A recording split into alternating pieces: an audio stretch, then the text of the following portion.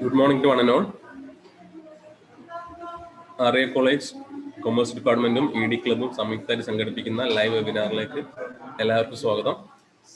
ശരിയ and securities trading എന്ന വിഷയത്തെ അടിസ്ഥാനമാക്കിയിട്ട് നടക്കുന്ന വെബിനാറാണ്.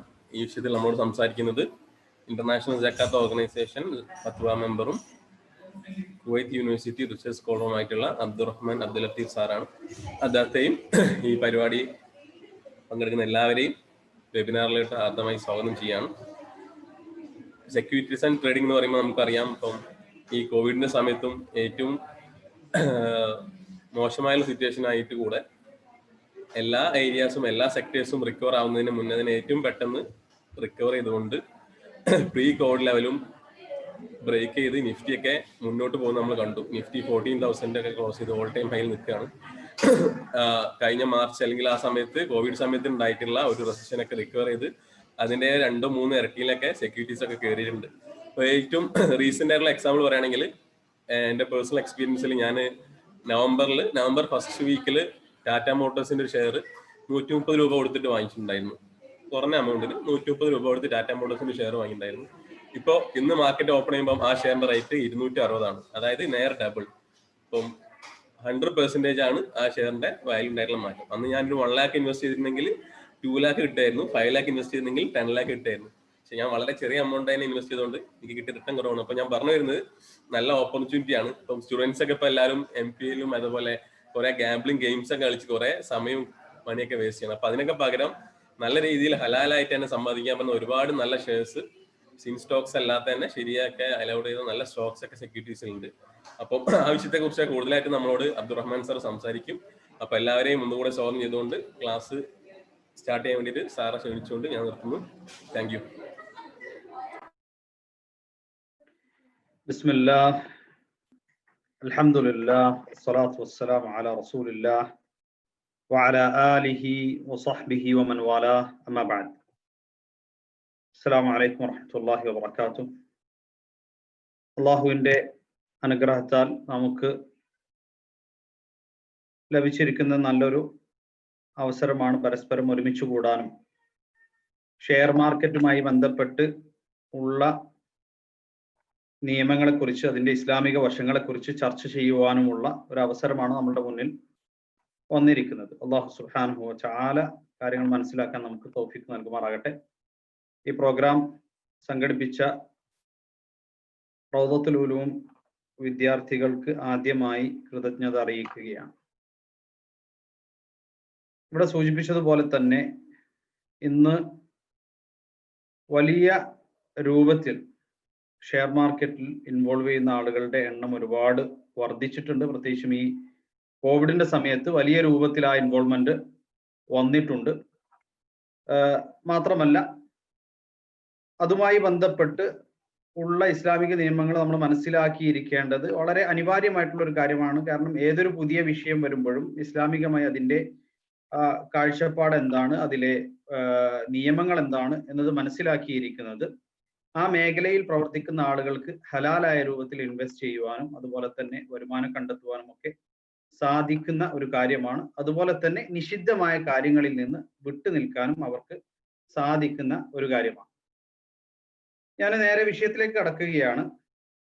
സ്റ്റോക്ക് മാർക്കറ്റ് എന്ന് പറയുമ്പോൾ നമുക്കൊക്കെ അറിയുന്നത് പോലെ നമ്മളൊരു പബ്ലിക്ലി ലിസ്റ്റഡ് ആയിട്ടുള്ള കമ്പനിയുടെ ഷെയറുകൾ പരസ്പരം വിൽക്കുകയും വാങ്ങിക്കുകയും ഒക്കെ ചെയ്യുന്നതായ ഒരിടമാണ് സ്റ്റോക്ക് മാർക്കറ്റ് എന്ന് പറയുന്നത്. അപ്പൊ ഇവിടെ ഒരു പ്രൈവറ്റ് ലിമിറ്റഡ് കമ്പനിയെ പോലെയല്ല, പബ്ലിക് ലിമിറ്റഡ് കമ്പനി നമുക്കറിയാം ഇനീഷ്യൽ പബ്ലിക് ഓഫറിംഗ് എന്നുള്ള ഒരു പ്രൊസീജിയറിലൂടെ ആദ്യമായി ഒരു കമ്പനി പബ്ലിക്കിന് അതിന്റെ ഷെയർസ് വിൽക്കുകയാണ്.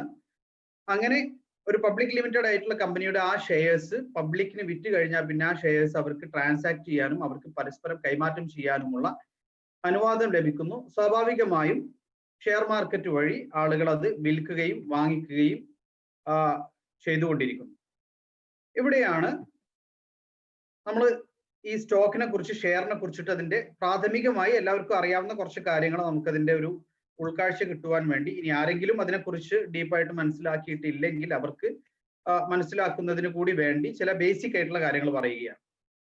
അപ്പോൾ നമ്മൾ പബ്ലിക്ലി ട്രേഡഡ് ആയിട്ടുള്ള ഒരു കമ്പനിയുടെ സ്റ്റോക്ക് നമ്മൾ പർച്ചേസ് ചെയ്യുകയും അതിന്റെ ഓണർഷിപ്പ്, അതിന്റെ ഉടമസ്ഥാവകാശം നമ്മൾ കൈവശപ്പെടുത്തുകയും ചെയ്യുകയാണ് ഒരു ഷെയർ വാങ്ങിക്കുന്നതിലൂടെ നമ്മൾ ചെയ്യുന്നത്. അപ്പൊ യഥാർത്ഥത്തിലുള്ള ഒരു കമ്പനിയുടെ ഉടമസ്ഥരിൽ നമ്മൾ എത്ര ഷെയർസ് വാങ്ങിച്ചോ അത്രയും ഷെയറിന്റെ ഉടമസ്ഥരായി നമ്മൾ മാറുകയാണ് നമ്മൾ ആ ഒരു പ്രക്രിയയിലൂടെ ചെയ്യുന്നത്. ഷെയർ മാർക്കറ്റ്സിൽ നമുക്ക് പബ്ലിക് ഇൻവോൾവ് ചെയ്യുന്നത് സെക്കൻഡറി മാർക്കറ്റിലാണ്.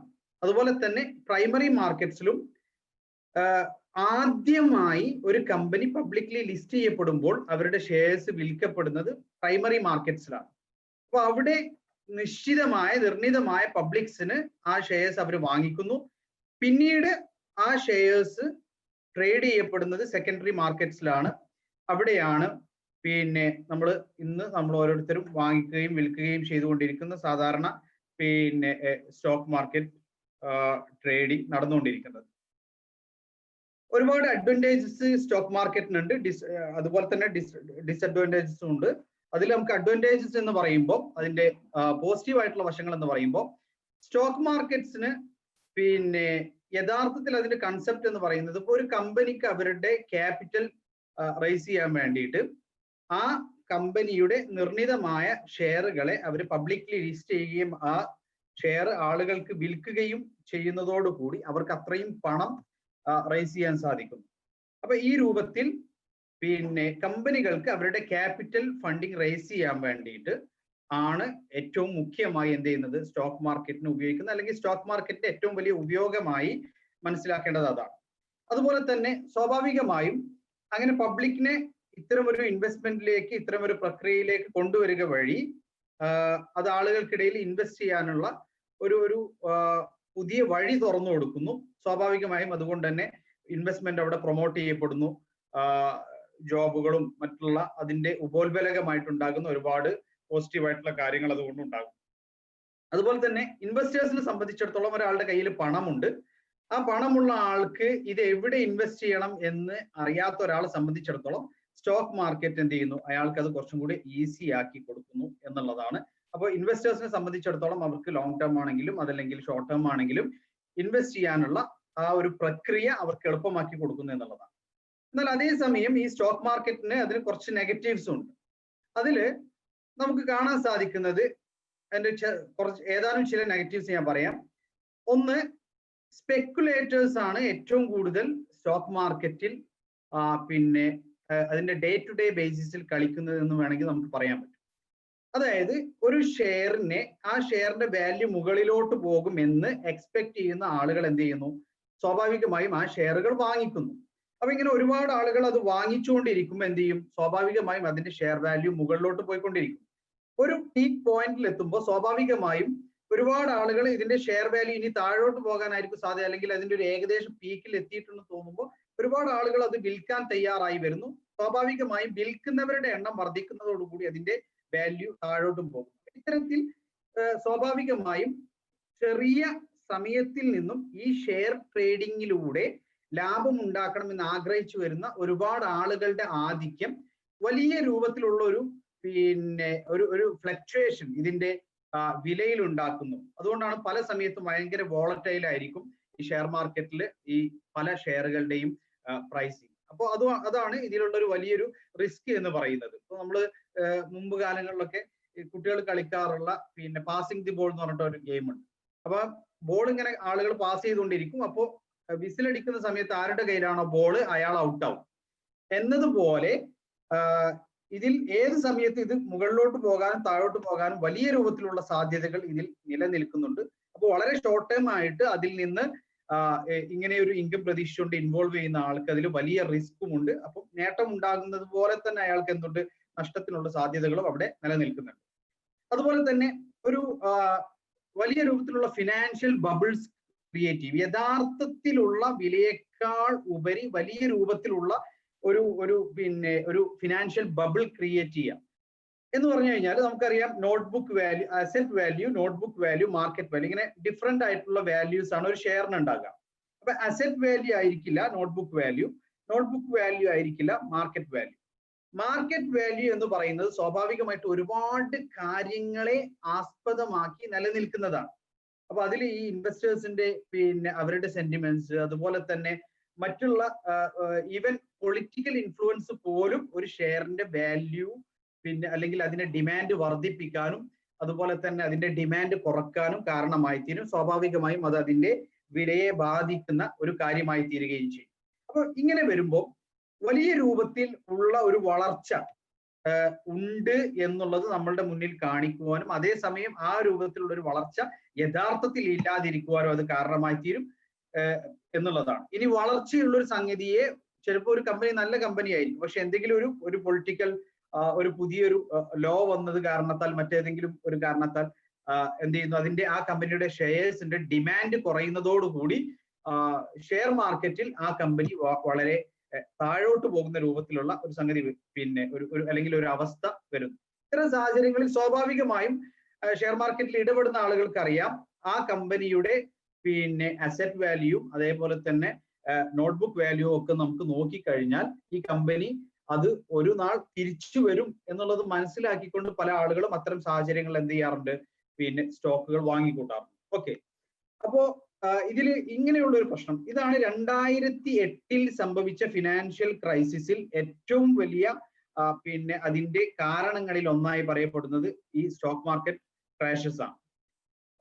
അതുപോലെ തന്നെ നമ്മളെ സംബന്ധിച്ചിടത്തോളം ഈ ശരിയാ കാഴ്ചപ്പാടിലൂടെ അല്ലെങ്കിൽ ശരിയാ നിയമങ്ങളിലൂടെ നമ്മൾ സ്റ്റോക്ക് മാർക്കറ്റിനെ വിലയിരുത്തുമ്പോൾ ഒരുപാട് നിഷിദ്ധമായ കാര്യങ്ങൾ അതിൽ കടന്നു വരുന്നുണ്ട്. അപ്പൊ അത് കൃത്യമായി മനസ്സിലാക്കിയായിരിക്കണം വിശ്വാസിയായ ഒരാളെ സംബന്ധിച്ചിടത്തോളം, ഇസ്ലാമിക നിയമങ്ങൾ അനുസരിച്ച് ജീവിക്കണം എന്ന് ആഗ്രഹിക്കുന്ന ഒരു ആളെ സംബന്ധിച്ചിടത്തോളം അയാൾ ഷെയർ മാർക്കറ്റിൽ ഇടപെടേണ്ടത്. ഇതും അതിന്റെ ഒരു ഡിസഡ്വാൻറ്റേജ് ആണ്. അതിൽ നമുക്ക് പിന്നെ എന്തൊക്കെയാണ് ആ നിഷിദ്ധമായ കാര്യങ്ങൾ എന്ന് മനസ്സിലാക്കി അതിൽ നിന്നും വിട്ടുനിൽക്കാൻ നമുക്ക് എന്ത് ചെയ്യേണ്ടതുണ്ട്, സാധിക്കേണ്ടതുണ്ട്. നമുക്ക് ഒരു സ്റ്റോക്ക് മാർക്കറ്റിലുള്ള ഒരു കമ്പനിയുടെ സ്റ്റോക്സ് പരിശോധിക്കുകയാണെങ്കിൽ, സ്റ്റോക്ക് എന്നോ ഷെയർ എന്നോ നമുക്ക് പറയാം. അപ്പോൾ അത് നമ്മൾ പരിശോധിക്കുകയാണെങ്കിൽ അതിൽ രണ്ട് രൂപത്തിലുള്ള സ്റ്റോക്കുകളുണ്ട്. ഒന്ന് കോമൺ സ്റ്റോക്ക്, അത് ഒരാളെ സംബന്ധിച്ചിടത്തോളം സാധാരണ നിലക്ക് അയാൾ എന്ത് ചെയ്യുന്നു, ഒരു കമ്പനിയുടെ ഷെയർ വാങ്ങുന്നു, പ്രോഫിറ്റ് ഉണ്ടെങ്കിൽ അയാൾക്ക് പ്രോഫിറ്റ് ലഭിക്കുന്നു. ഇനി പ്രോഫിറ്റ് ഇല്ലെങ്കിൽ സ്വാഭാവികമായും അയാളുടെ ഷെയർ വാല്യൂ താഴോട്ട് പോകും. ലോസ് ആണെങ്കിൽ അയാളെ സംബന്ധിച്ചിടത്തോളം ആ ഷെയർ വാല്യൂ കുറയുന്നതിലൂടെ അയാൾക്ക് ആ ലോസ് സംഭവിക്കുന്നതാണ്. ഇതാണ് പിന്നെ സാധാരണ നിലക്കുള്ള ഷെയർസ് അല്ലെങ്കിൽ സ്റ്റോക്സ് എന്ന് പറയുന്നത്. ഇനി പ്രിഫേർഡ് ആയിട്ടുള്ള സ്റ്റോക്സ് ആൻഡ് ഷെയർസ് ഉണ്ട്. അവർക്ക് ചില പ്രത്യേകമായിട്ടുള്ള പിന്നെ ബെനിഫിറ്റ്സ് കമ്പനി ഓഫർ ചെയ്യുന്നു എന്നുള്ളതാണ് ഇതിന്റെ പ്രത്യേകത. അതിൽപ്പെട്ടതാണ് അവർക്ക് നിർണിതമായ ഒരു പ്രോഫിറ്റ് മുൻകൂട്ടി നിർണയിച്ചു കൊടുക്കുന്നു, ഫിക്സഡ് പ്രോഫിറ്റ് അല്ലെങ്കിൽ fixed dividend.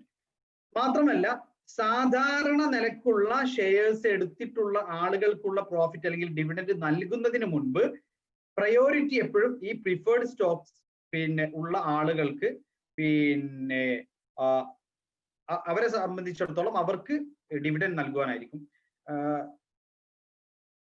Participants annotation use ചെയ്യരുത്, ഞാൻ ഡിസേബിൾ ചെയ്തിട്ടുണ്ട്. ഇവിടെ നോക്കാം. അപ്പോ നമ്മൾ പറഞ്ഞു വന്നത് പ്രിഫേർഡ് സ്റ്റോക്ക് എന്ന് പറയുമ്പോൾ അതിൽ നിർണിതമായ ഒരു ലാഭവിഹിതം അല്ലെങ്കിൽ ലോസ് ഷെയർ ചെയ്യാത്ത രൂപത്തിലുള്ള ഒരു നിർണിതമായ ലാഭവിഹിതം ആ സ്റ്റോക്ക് എടുക്കുന്ന ആളുകൾക്കുണ്ട് എന്നുള്ളത് കമ്പനി ഉറപ്പ് നൽകുന്നു. മാത്രമല്ല സാധാരണ നിലക്കുള്ള ആളുകളെക്കാൾ, സാധാരണ സ്റ്റോക്ക് ഹോൾഡ് ചെയ്യുന്ന ആളുകളെക്കാൾ ഇവർക്ക് പ്രിഫറൻസ് ലഭിക്കുന്നു. അപ്പോൾ ആ പ്രിഫറൻസ് ലഭിക്കുന്നത് കൊണ്ട് തന്നെ പിന്നെ അവരെ സംബന്ധിച്ചിടത്തോളം അവരുടെ പ്രോഫിറ്റ് കൊടുത്ത ശേഷം മാത്രമായിരിക്കും എന്ത് ചെയ്യുക, ബാക്കിയുള്ളവരുടെ പ്രോഫിറ്റ് അല്ലെങ്കിൽ ഡിവിഡൻഡ് കൺസിഡർ ചെയ്യുന്നത്. ഈ പ്രിഫേർഡ് സ്റ്റോക്ക് എന്ന് പറയുന്ന സംഗതി ഇസ്ലാമിക കാഴ്ചപ്പാടനുസരിച്ച് നിഷിദ്ധമാണ്. ഇസ്ലാമിക കാഴ്ചപ്പാടനുസരിച്ച് നിഷിദ്ധമായിട്ടുള്ള കാര്യമാണ്. കാരണം ഒരു പാർട്ട്നേഴ്സ് എന്ന് പറയുമ്പോൾ അല്ലെങ്കിൽ അതിന്റെ ഉടമസ്ഥർ എന്ന് പറയുമ്പോൾ എല്ലാവരെയും ഒരുപോലെ തുല്യരായി കാണുന്നു. ഓരോരുത്തർക്കും അവരുടെ ഷെയറിനനുസരിച്ചുള്ള അവകാശമുണ്ട്. അതിൽ ചിലർക്ക് പ്രോഫിറ്റ് നൽകുകയും അല്ലെങ്കിൽ പ്രോഫിറ്റിന്റെ വിഷയത്തിൽ ഒരു പ്രിഫറൻസ് നൽകുകയും ചില ആളുകൾക്ക് പിന്നെ ആ ഒരു പ്രിഫറൻസ് ഇല്ലാതിരിക്കുകയും ചെയ്യുക എന്നുള്ളത് ഇസ്ലാമിക കാഴ്ചപ്പാടനുസരിച്ച് നിഷിദ്ധമായിട്ടുള്ള ഒരു സംഗതിയാണ്. അപ്പൊ ഇതില് നമുക്ക് എങ്ങനെയാണ്, എന്തൊക്കെ പ്രിഫറൻസ് ആണ് ഉണ്ടാകുക, അതൊരു കമ്പനി നിർണ്ണയിക്കുന്നതാണ്. സ്വാഭാവികമായും അത്തരം ഷെയറുകൾക്ക് സാധാരണ നിലക്കുള്ള ഷെയറിനേക്കാൾ കൂടുതൽ വാല്യൂ ഉണ്ടായിരിക്കുകയും ചെയ്യും. പക്ഷെ നമ്മൾ പറഞ്ഞു ഇസ്ലാമിക കാഴ്ചപ്പാട് അനുസരിച്ച് അത്തരത്തിലുള്ള ഒരു ഷെയർസ് അല്ലെങ്കിൽ സ്റ്റോക്സ് എന്നുള്ളത് നിഷിദ്ധമായിട്ടുള്ളതായ കാര്യമാണ്. ഇനി നമുക്ക് എങ്ങനെ നമുക്ക് ഹലാലായ രൂപത്തിൽ സ്റ്റോക്ക് മാർക്കറ്റിൽ അല്ലെങ്കിൽ ഷെയർ മാർക്കറ്റിൽ ഇടപെടാം, അവിടെ നമുക്ക് ട്രേഡ് ചെയ്യാം എന്നുള്ളതാണ് ഇനി നമ്മൾ പറയാൻ പോകുന്നതായ ഭാഗം. ഇത് നമ്മൾ ശ്രദ്ധിച്ചു കഴിഞ്ഞാൽ സ്വാഭാവികമായും ഏതൊരു സ്റ്റോക്ക് മാർക്കറ്റിനെ കുറിച്ച് പഠനം നടത്തി അതിനെ സ്ക്രീൻ ചെയ്ത് നിഷിദ്ധമായ കാര്യങ്ങൾ എന്തൊക്കെയെന്ന് മനസ്സിലാക്കാനും അനുവദിക്കപ്പെടുന്ന കാര്യങ്ങൾ എന്തൊക്കെയെന്ന് മനസ്സിലാക്കാനും നമുക്ക് എളുപ്പമായിട്ട് സാധിക്കും എന്നുള്ളതാണ്. അപ്പൊ ഞാൻ ഇന്ന ഷെയറുകൾ നിങ്ങൾക്ക് അനുവദനീയമാണ്, ഇന്ന ഷെയറുകൾ നിഷിദ്ധമാണ് എന്ന് പറയുന്നതിലപ്പുറം നിങ്ങൾക്ക് അതിന്റെ ടൂളാണ് നൽകുന്നത്. ഒരു ഷെയർ അനുവദനീയമാണ് എന്ന് എപ്പോൾ നമുക്ക് മനസ്സിലാക്കാം, ഒരു ഷെയർ നിഷിദ്ധമാണ് എന്ന് എപ്പോൾ നമുക്ക് മനസ്സിലാക്കാം എന്നുള്ളതാണ് എക്സ്പ്ലെയിൻ ചെയ്യുന്നത്. ഇപ്പോ അടിസ്ഥാനപരമായി സാമ്പത്തിക ക്രയവിക്രയങ്ങളിലുള്ള ഇസ്ലാമിന്റെ നിയമം എന്ന് പറയുന്നത് അൽ അസ്ലു ഫിൽ മുആമലാത്ത് അൽ ഇബാഹ. സാമ്പത്തിക ക്രയവിക്രയങ്ങളെല്ലാം അടിസ്ഥാനപരമായി അനുവദനീയമാണ്. എല്ലാം അടിസ്ഥാനപരമായി അനുവദനീയമാണ്. അള്ളാഹുവും റസൂലും നിഷിദ്ധമാക്കിയവ ഒഴികെ, ഹറാമാക്കിയവ ഒഴികെ. അപ്പൊ നമുക്ക് ഒരു കാര്യം നിഷിദ്ധമാണ് എന്നുള്ളതിനാണ് നമുക്ക് എന്ത് വേണ്ടത്? തെളിവ് വേണ്ടത്. ഒരു കാര്യം അനുവദനീയമാണ് എന്നതിന് തെളിവ് ആവശ്യമില്ല. ഇതാണ് ബേസിക് റൂൾ. ആരാധനകളുടെ വിഷയത്തിൽ നമുക്ക് അങ്ങനെയല്ല. അൽ അസ്ലു ഫിൽ ഇബാദാത്ത് അൽ മന. ആരാധനകൾ ബേസിക്കലി അടിസ്ഥാനപരമായി നിഷിദ്ധമാണ്. നമുക്കൊരു ആരാധന ചെയ്യണമെങ്കിൽ നമുക്ക് സ്വന്തമായിട്ട് ഒരു ആരാധന കണ്ടുപിടിച്ച് ചെയ്യാൻ നമുക്ക് അനുവാദമില്ല. ഒരു ആരാധന നമുക്ക് നിർവഹിക്കണമെങ്കിൽ കൃത്യമായ പ്രമാണങ്ങളിലൂടെ ബോധ്യപ്പെട്ട കാര്യമായിരിക്കണം. എന്നാൽ സാമ്പത്തിക ക്രയവിക്രയങ്ങൾ അപ്രകാരമല്ല. സാമ്പത്തിക ക്രയവിക്രയങ്ങളിൽ എല്ലാം നമുക്ക് അനുവദനീയമാണ്. നിഷിദ്ധമായ കാര്യങ്ങളെ നമ്മൾ ഒഴിവാക്കിയാൽ മാത്രം മതി. അപ്പൊ അതുകൊണ്ട് തന്നെ നമ്മൾ ഏതൊരു സാമ്പത്തിക മേഖലയിൽ നമ്മൾ ഇടപെടുമ്പോഴും നമ്മൾ അതിൽ സുപ്രധാനമായിട്ട് നമ്മൾ മനസ്സിലാക്കേണ്ടത്, നമ്മൾ ശരിയാ നിയമങ്ങളിലൂടെ ആ സംവിധാനത്തെ നോക്കുകയും അതിൽ എവിടെയെങ്കിലും നിഷിദ്ധമായ കാര്യങ്ങൾ കടന്നു വരുന്നുണ്ടോ എന്നത് പരിശോധിക്കുകയുമാണ് ചെയ്യേണ്ടത്. ഇപ്പൊ spot the prohibition and avoid it. എവിടെയാണ് നിഷിദ്ധമായ കാര്യം കടന്നു വരുന്നത് എന്നത് മനസ്സിലാക്കുക. അത് നമ്മൾ എന്ത് ചെയ്യാം? അത് നമ്മൾ ഒഴിവാക്കുകയും വർജിക്കുകയും ചെയ്യുക എന്നുള്ളതാണ് നമ്മൾ ചെയ്യേണ്ടത്. അപ്പോൾ ഷെയർ മാർക്കറ്റിലേക്ക് വരുമ്പോൾ, ഷെയർ മാർക്കറ്റ് എന്ന് പറയുന്നത് ഇന്നത്തെ കാലഘട്ടത്തിൽ നിലനിൽക്കുന്ന വലിയ രൂപത്തിൽ പ്രചാരം നേടിയിട്ടുള്ള ഒരു സാമ്പത്തിക ക്രയവിക്രയ വ്യവസ്ഥിതിയാണ്. അപ്പോൾ ആ ഒരു സിസ്റ്റത്തെ കുറിച്ച് നമ്മൾ അതിനെ ശരിയായ നിയമങ്ങൾ കൊണ്ട് സ്ക്രീൻ ചെയ്യുകയും അതിൽ എവിടെയെങ്കിലും നിഷിദ്ധങ്ങൾ കടന്നു വരുന്നുണ്ടോ, എന്താണ് അതിൽ നിഷിദ്ധം എന്ന് മനസ്സിലാക്കിക്കൊണ്ട് അതിനെ എങ്ങനെ നമുക്ക് ഓവർകം ചെയ്യാം, അതല്ലെങ്കിൽ അതിന് ആൾട്ടർനേറ്റീവ്സ് ഉണ്ടോ, എങ്ങനെ നമുക്ക് അത് ഒഴിവാക്കിക്കൊണ്ട് അത് കടന്നു വരാതെ ഹലാലായ രൂപത്തിൽ ഷെയറുകൾ ട്രേഡ് ചെയ്യാം എന്നത് നോക്കുകയും മനസ്സിലാക്കുകയുമാണ് നമ്മൾ ചെയ്യേണ്ടത് എന്നർത്ഥം. പ്രോഹിബിഷൻസ് എന്ന് പറയുമ്പോൾ സ്വാഭാവികമായിട്ടും നമ്മുടെ മനസ്സിലേക്ക് വരുന്ന ഏറ്റവും വലിയ കാര്യം എന്ന് പറയുന്നത് പലിശ തന്നെയാണ്. പലിശ എന്ന് പറയുമ്പോൾ നമുക്കറിയാം 7 മഹാപാപങ്ങളിൽ ഒന്ന് എന്നാണ് പരിശുദ്ധ ഇസ്ലാം അതിനെ പരിചയപ്പെടുത്തിയിട്ടുള്ളത്. നമ്മളുടെ ഇസ്ലാമിക സാമ്പത്തിക വ്യവസ്ഥയെ കുറിച്ചുള്ള വർക്ക്ഷോപ്സിൽ അതേപോലെ തന്നെ അത്തരത്തിലുള്ള പ്രോഗ്രാംസിലൊക്കെ പങ്കെടുത്തിട്ടുള്ള ആളുകൾക്കറിയാം പലിശ വ്യവസ്ഥിതി ഏതൊരു രൂപത്തിലാണ് ഈ സാമ്പത്തിക രംഗത്തെ നശിപ്പിച്ചു കൊണ്ടിരിക്കുന്നത് എന്നുള്ളത്.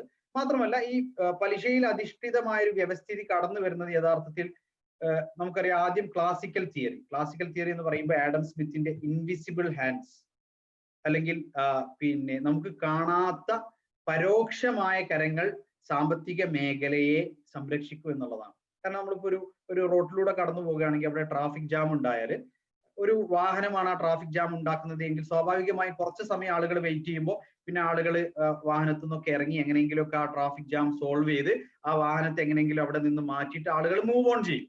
അപ്പോൾ എന്നതുപോലെ സാമ്പത്തിക രംഗത്ത് എന്ത് പ്രതിസന്ധി ഉണ്ടെങ്കിലും സാമ്പത്തിക രംഗം തന്നെ അതിനെ പരിഹരിച്ചു കൊള്ളും എന്നുള്ള ഒരു സിസ്റ്റമാണ് ക്ലാസിക്കൽ തിയറി വിഭാവനം ചെയ്യുന്നത്. അപ്പോ സ്വാഭാവികമായും അങ്ങനെ കടന്നു വന്നിട്ടും സാമ്പത്തിക രംഗത്തുള്ള ഒരുപാട് പ്രതിസന്ധികൾക്ക് പരിഹാരമാകാതെ വന്നപ്പോഴാണ് അതിനൊരു ഒരു പരിഷ്കരണം എന്നുള്ള രൂപത്തിൽ ആൽഫ്രഡ് മാർഷൽ തന്റെ നിയോ ക്ലാസിക്കൽ തിയറി അവതരിപ്പിക്കുന്നത്. അപ്പൊ അവിടെ നമുക്കറിയാം ഗവൺമെന്റിന്റെ ഇൻവോൾവ്മെന്റ് ഒക്കെ വളരെ നിയന്ത്രിതമാണ്, ഗവൺമെന്റ് ഇൻവോൾവ് ചെയ്യാൻ പാടില്ല. പക്ഷേ സാമ്പത്തിക രംഗത്ത് ഡിമാൻഡും സപ്ലൈയും കണക്കാക്കിക്കൊണ്ട് ആയിരിക്കണം പ്രൊഡക്ഷൻ നിയന്ത്രിക്കപ്പെടണം തുടങ്ങിയിട്ടുള്ള കുറച്ച് കാര്യങ്ങളൊക്കെ കൊണ്ടുവന്ന് സാമ്പത്തിക രംഗത്ത് ചെറിയ രൂപത്തിലുള്ള ഇടപെടലുകൾ ആവശ്യമാണ് എന്ന രൂപത്തിൽ നിയോ ക്ലാസിക്കൽ തിയറിയുടെ പ്രശ്നങ്ങൾ പരിഹരിക്കാൻ വേണ്ടി വന്നതാണ്. അതിനുശേഷമാണ് ജോൺ മൈനാർഡ് കീൻസ് തന്റെ ഇന്ന് കാണുന്ന വളരെ പലിശയിൽ അധിഷ്ഠിതമായ ഗവൺമെന്റ് പലിശയിലൂടെ ലിക്വിഡിറ്റിയെ നിയന്ത്രിക്കുന്ന രൂപത്തിലുള്ള ഒരു സാമ്പത്തിക സംവിധാനം കൊണ്ടുവന്നത്. ഇന്ന് ലോകത്തെ ഒട്ടുമിക്ക രാജ്യങ്ങളും ആ ഒരു സംവിധാനത്തിലൂടെയാണ് കടന്നുപോയിക്കൊണ്ടിരിക്കുന്നത്. പക്ഷെ അവിടെ കീൻസ് തന്നെ അതിനെ പരിചയപ്പെടുത്തുന്നത് പലിശ എന്ന് പറയുന്നത്, അല്ലെങ്കിൽ സാമ്പത്തിക ക്രൈസിസ് എന്ന് പറയുന്നത്, സാമ്പത്തിക മാന്ദ്യം അല്ലെങ്കിൽ സാമ്പത്തികമായ പ്രശ്നങ്ങൾ എന്ന് പറയുന്നത് അത് സാമ്പത്തിക രംഗത്തിന്റെ ഒരു കൂടപ്പിറപ്പാണ്. അപ്പൊ നമുക്ക് ഈ പറയുന്ന ചില ടൂൾസ്, പലിശ, ടാക്സ് തുടങ്ങിയിട്ടുള്ള ചില ടൂളുകൾ ഉപയോഗിച്ച് ഗവൺമെന്റ് സാമ്പത്തിക രംഗത്തെ നിയന്ത്രിക്കുകയും ഒരു വലിയ രൂപത്തിലുള്ള ഒരു ഡിപ്രഷനിലേക്ക് പോകാതെ സാമ്പത്തിക രംഗത്തെ ബാലൻസ് ചെയ്ത് കൊണ്ടുപോകുകയും ചെയ്യുക എന്നുള്ളതാണ് കീൻസിന്റെ തിയറിയുടെ ആകെത്തുക എന്ന് വേണമെങ്കിൽ നമുക്ക് പറയാം. ഏതായാലും അതാണ് ഇന്ന് വ്യാപകമായി പലിശ വ്യാപിക്കാനുണ്ടായ ഒരു കാരണം. ഇന്ന് ഗവൺമെന്റുകൾ നമുക്കറിയാം പണപ്പെരുപ്പം നിയന്ത്രിക്കുവാൻ വേണ്ടി, അതേപോലെ തന്നെ ഇൻഫ്ലേഷൻ കൺട്രോൾ ചെയ്യാൻ വേണ്ടിയൊക്കെ അവർ ചെയ്യുന്ന ഒരു സംഗതി എന്താണെന്ന് വെച്ചാൽ, ആളുകളുടെ കയ്യിൽ പണത്തിന്റെ ലഭ്യത വർദ്ധിച്ചാൽ ടാക്സ് വർദ്ധിപ്പിച്ചുകൊണ്ടും അതുപോലെ തന്നെ പലിശ നിരക്ക് കൂട്ടിക്കൊണ്ടും ലിക്വിഡിറ്റി കുറക്കാൻ വേണ്ടി ശ്രമിക്കും. ആളുകളുടെ കയ്യിൽ പണത്തിന്റെ ലഭ്യത കുറഞ്ഞു കഴിഞ്ഞാൽ പലിശ നിരക്ക് കുറച്ചുകൊണ്ടും ടാക്സിന്റെ നിരക്ക് കുറച്ചുകൊണ്ടും ആളുകളുടെ കയ്യിലേക്ക് പണം ഒഴുക്കാൻ വേണ്ടി ശ്രമിക്കും. പക്ഷേ നമുക്ക് ഈ ഫിനാൻഷ്യൽ ക്രൈസിസും അതുപോലെ തന്നെ ലിക്വിഡിറ്റിയും അതേ സമയം അൺഎംപ്ലോയ്മെന്റ് ഒരുമിച്ച് വരുന്ന സാഹചര്യം ഉണ്ടായാൽ അത് പരിഹരിക്കാൻ പലപ്പോഴും ഈ ഒരു പ്രക്രിയക്ക് സാധിക്കുന്നില്ല എന്നതിന്റെ ഒരു ഔട്ട്കമാണ് ഇന്ന് നിങ്ങൾ കാണുന്നതായ വലിയ രൂപത്തിലുള്ള ഒരു സാമ്പത്തിക പ്രതിസന്ധി. അതോടൊപ്പം മറ്റു പല കാര്യങ്ങളും ഉണ്ടാക്കിയിട്ടുള്ള സാമ്പത്തിക ആഘാതങ്ങൾ കൂടി കടന്നു വരുമ്പോൾ വലിയ രൂപത്തിലുള്ള സാമ്പത്തിക പ്രതിസന്ധികൾ എന്ത് ചെയ്യുന്നു, ഇന്ന് പല മേഖലകളിലും മനുഷ്യർ അനുഭവിച്ചു കൊണ്ടിരിക്കുന്നു. അതിന്റെ പരിഹാരം അവർ തേടിക്കൊണ്ടിരിക്കുകയാണ്. അപ്പോൾ ഇസ്ലാം ഇവിടെ സാമ്പത്തിക രംഗത്ത് ഇത്തരം പ്രതിസന്ധികൾക്ക് കാരണമാകുന്ന ചില കാര്യങ്ങളെ പഠിപ്പിച്ചിട്ടുണ്ട്. അതിൽ ഏറ്റവും സുപ്രധാനമായ ഒന്നാണ് പലിശ എന്ന് പറയുന്നത്. കാരണം ഇൻട്രസ്റ്റ് എന്ന് പറയുമ്പോൾ തന്നെ നമുക്കറിയാം ക്യാഷ് വേഴ്സസ് ക്യാഷ്, പണം നൽകുക, കൂടുതൽ പണം ഈടാക്കുക. അവിടെ പ്രൊഡക്ടിവിറ്റിക്ക് സ്ഥാനമില്ല. കടം നൽകി കൂടുതൽ പണം തിരികെ ഈടാക്കുന്നതാണ് പലിശയുടെ പ്രക്രിയ. എന്നാൽ കച്ചവടം എന്ന് പറയുമ്പോൾ നമ്മൾ പണം നൽകി ഒരു വസ്തു വാങ്ങുകയാണ് അല്ലെങ്കിൽ ഒരു സർവീസ് വാങ്ങുകയാണ്. അപ്പൊ there should be a product or service. കച്ചവടത്തിൽ എപ്പോഴും അവിടെ ഒരു ഉൽപ്പന്നം അല്ലെങ്കിൽ ഒരു സർവീസ് ഉണ്ടായിരിക്കണം. അപ്പോൾ അത് എന്ത് ചെയ്യുന്നു, വളർച്ചയെ പ്രോത്സാഹിപ്പിക്കുന്നതും പ്രൊഡക്ടിവിറ്റി ഉണ്ടാക്കുന്നതുമാണ്. പ്രൊഡക്ടിവിറ്റി ഉണ്ടാകുക എന്ന് പറയുമ്പോൾ സ്വാഭാവികമായും അവിടെ എംപ്ലോയ്മെന്റ് ഉണ്ടാകും, അതുപോലെ തന്നെ പ്രൈസ് ഹൈക്ക് കുറയുന്നതാണ്. ഇങ്ങനെ പല രൂപത്തിലും ആളുകളുടെ ജീവിതം എളുപ്പമായി തീരുകയും നല്ല സ്റ്റേബിൾ ആയ രൂപത്തിലേക്ക് വരികയും ചെയ്യും. എന്നാൽ പലിശയിൽ അധിഷ്ഠിതമായ സംവിധാനങ്ങൾ എന്ത് ചെയ്യുന്നു, അതിൽ നിന്നൊക്കെ ആളുകളെ പിറകോട്ട് കൊണ്ടുപോകും. നമ്മുടെ വിഷയം നമ്മൾ പലിശയുടെ അത്തരം മേഖലകളെ കുറിച്ച് അല്ലാത്തത് കൊണ്ടാണ് ഞാൻ അതിന്റെ സ്ലൈഡ്സ് കാണിക്കാത്തത്. ഓക്കെ, അപ്പോ പലിശ എന്ന് പറയുന്നത് സാമ്പത്തിക രംഗത്ത് വലിയൊരു രോഗമാണ് എന്ന് മനസ്സിലാക്കിക്കൊണ്ട് ഇസ്ലാം എന്ത് ചെയ്തു, ഇസ്ലാം പലിശയെ നിഷിദ്ധമാക്കി. അതുപോലെ തന്നെ ഗറർ എന്ന് പറഞ്ഞു കഴിഞ്ഞാൽ സിംപ്ലി പറയുകയാണെങ്കിൽ ഊഹത്തിൽ അധിഷ്ഠിതമായ കച്ചവടങ്ങൾ. ഊഹത്തിൽ അധിഷ്ഠിതമായ കച്ചവടം എന്ന് പറയുമ്പോൾ നമ്മൾ നൽകുന്ന പണത്തിന് നമുക്ക് തിരികെ ലഭിക്കേണ്ടതായ വാല്യൂ, പ്രൊഡക്റ്റ് അല്ലെങ്കിൽ സർവീസ് അത് ലഭിക്കുമോ ലഭിക്കുകയില്ലയോ എന്ന് ഉറപ്പില്ലാത്തൊരു സംഗതി. അതല്ലെങ്കിൽ ലഭിക്കുന്നതിനെ കുറിച്ച് കൃത്യമായി നമുക്ക് അറിവില്ലാത്ത ഒരു സംഗതി, അതിന് നമ്മൾ ഗറർ എന്ന് പറയും.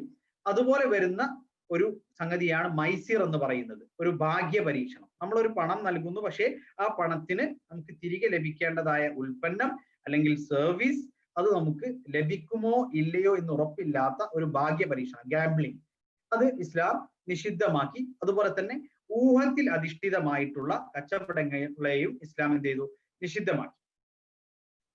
അതുപോലെ നിഷിദ്ധമാക്കപ്പെട്ടിട്ടുള്ള മറ്റൊരു കാര്യമാണ് ബൈഉൽ മുഹറമ, ഹറാമായ വസ്തുക്കൾ വിൽപ്പന ചെയ്യുക എന്നുള്ളത്. നമ്മൾ ഉപയോഗിച്ചില്ലെങ്കിലും അത് വിൽക്കുക എന്നുള്ളതും നിഷിദ്ധമായിട്ടുള്ള കാര്യമാണ്.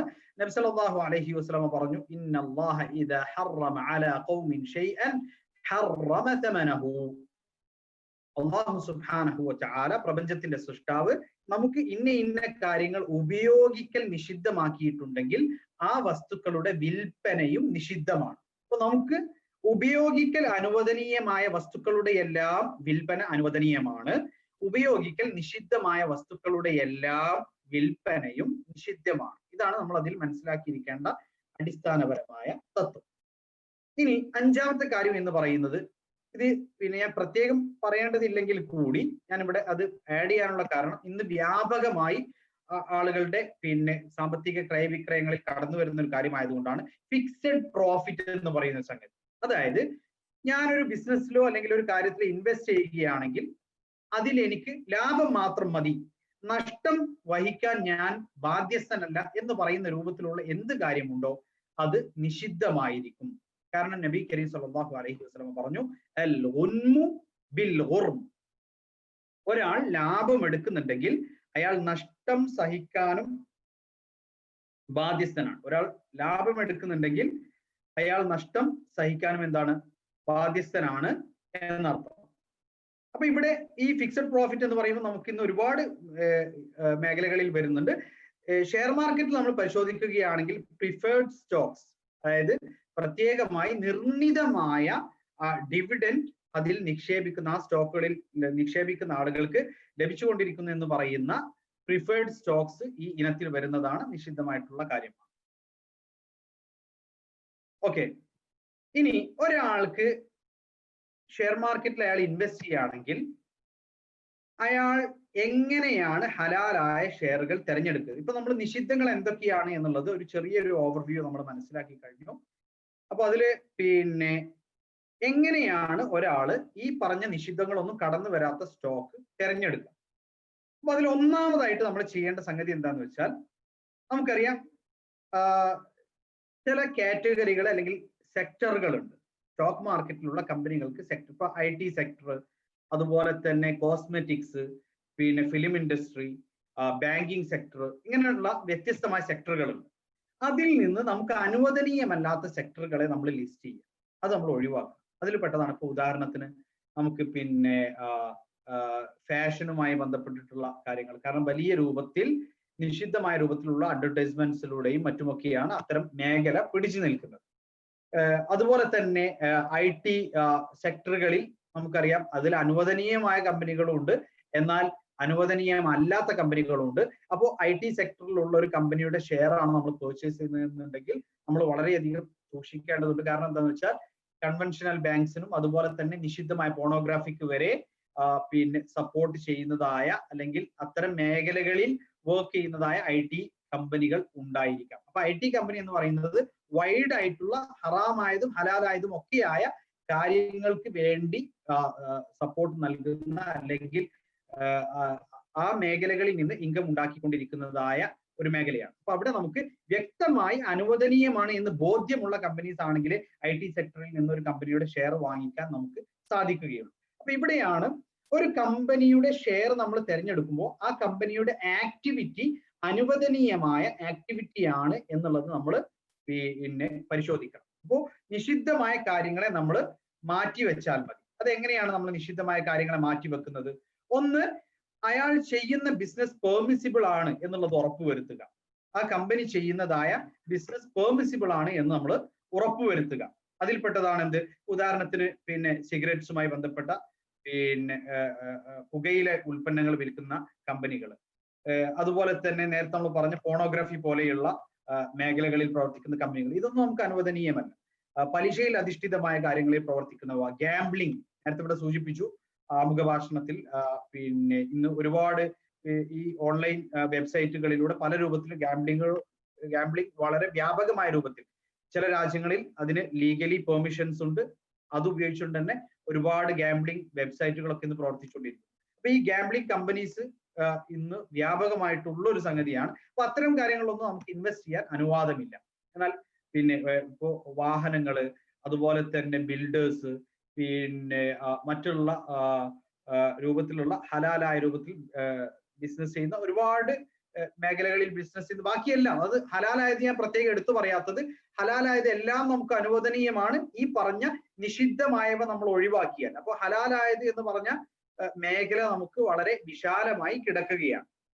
ഇനി അവിടെ നമ്മൾ ശ്രദ്ധിക്കേണ്ട ഒരു സംഗതി എന്താന്ന് വെച്ചാൽ, ഈ പറയുന്ന കമ്പനിയുടെ ആക്ടിവിറ്റി ഹലാലാണ്, പക്ഷേ ആ കമ്പനി അവർക്ക് പലിശയിൽ നിന്നും ഇൻകം വരുന്നുണ്ടോ? കാരണം ചില കമ്പനികൾ അവരുടെ വരുമാനത്തിന്റെ നല്ലൊരു വിഹിതം ബാങ്കുകളിൽ ഫിക്സഡ് ഡെപ്പോസിറ്റ് ആയിട്ട് നിക്ഷേപിക്കാം, അതല്ലെങ്കിൽ ഗവൺമെന്റ് ബോണ്ട്സുകളിൽ അവരെന്ത് ചെയ്യാം, നിക്ഷേപിക്കാം. അപ്പൊ സ്വാഭാവികമായും ഇത്തരത്തിലുള്ള ബോണ്ടുകളിലോ അതല്ലെങ്കിൽ ഫിക്സഡ് ഡെപ്പോസിറ്റുകളിലോ ഒക്കെ അവർ നിക്ഷേപിക്കുകയാണെങ്കിൽ അവർക്ക് പലിശയിൽ നിന്നുള്ള ഇൻകം ജനറേറ്റ് ചെയ്യും. അപ്പൊ പലിശയിൽ നിന്ന് ഇൻകം ജനറേറ്റ് ചെയ്യുന്ന ഒരു കമ്പനി, കാരണം ഞാനൊരു കമ്പനിയുടെ ഷെയർ വാങ്ങിക്കുമ്പോൾ ആ കമ്പനിയുടെ ഉടമസ്ഥരിൽ ഒരാളായി ഞാൻ മാറുകയാണ്, ആ കമ്പനിയുടെ പ്രവർത്തനങ്ങൾക്ക് ഉത്തരവാദിയാകുന്ന ഒരു വ്യക്തിയായി ഞാൻ കൂടി മാറുകയാണ്. അപ്പൊ സ്വാഭാവികമായും പലിശയിൽ നിന്നും വരുമാനം ഉണ്ടാക്കുന്നതായ കമ്പനികളാണ് എങ്കിൽ നമുക്ക് അവ അനുവദനീയമാകുകയില്ല.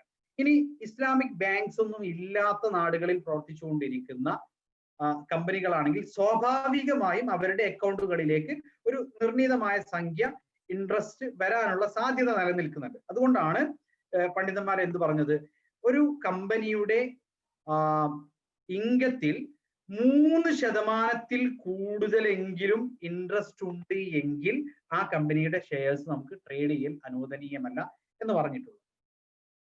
ഇനി മൂന്നാമത്തെ പോയിന്റ് എന്ന് പറയുന്നത്, ഒരു കമ്പനിയുടെ ആക്ടിവിറ്റി നമ്മൾ പരിശോധിച്ചു, ഹലാലായ ആക്ടിവിറ്റിയാണ്.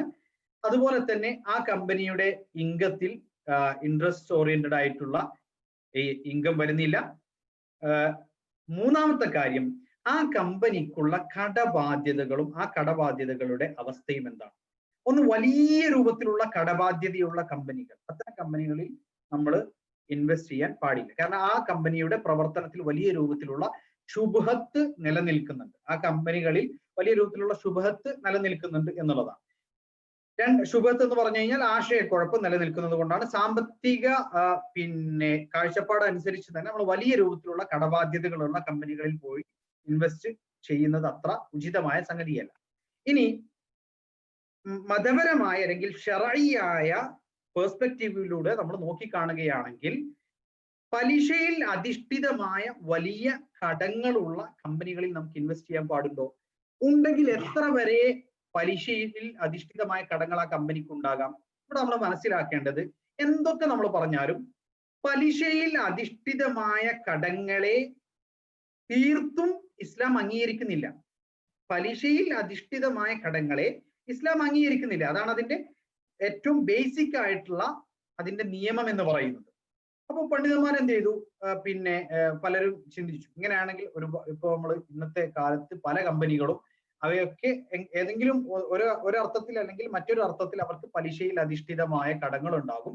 അപ്പം ആളുകൾക്ക് ഇതിൽ ഇൻവെസ്റ്റ് ചെയ്യാനുള്ള ഒരു ഓപ്ഷൻ അല്ലെങ്കിൽ ഒരു സാഹചര്യം നമ്മൾ ഒരുക്കി കൊടുക്കണമെങ്കിൽ നമുക്കത് കുറച്ചെങ്കിലും അനുവദിക്കണം എന്നുള്ള അർത്ഥത്തിൽ 1/3 വരെ, ഇപ്പൊ ചില ബോർഡുകൾ 30% വരെ, ചില ബോർഡുകൾ 25% വരെ, ചില ബോർഡുകൾ 33.3% വരെ പലിശയിൽ അധിഷ്ഠിതമായ കടങ്ങൾ ഉണ്ടെങ്കിൽ ആ കമ്പനിയുടെ ഷെയർ വിൽക്കുകയും വാങ്ങിക്കുകയും ചെയ്യുന്നതിൽ തെറ്റില്ല.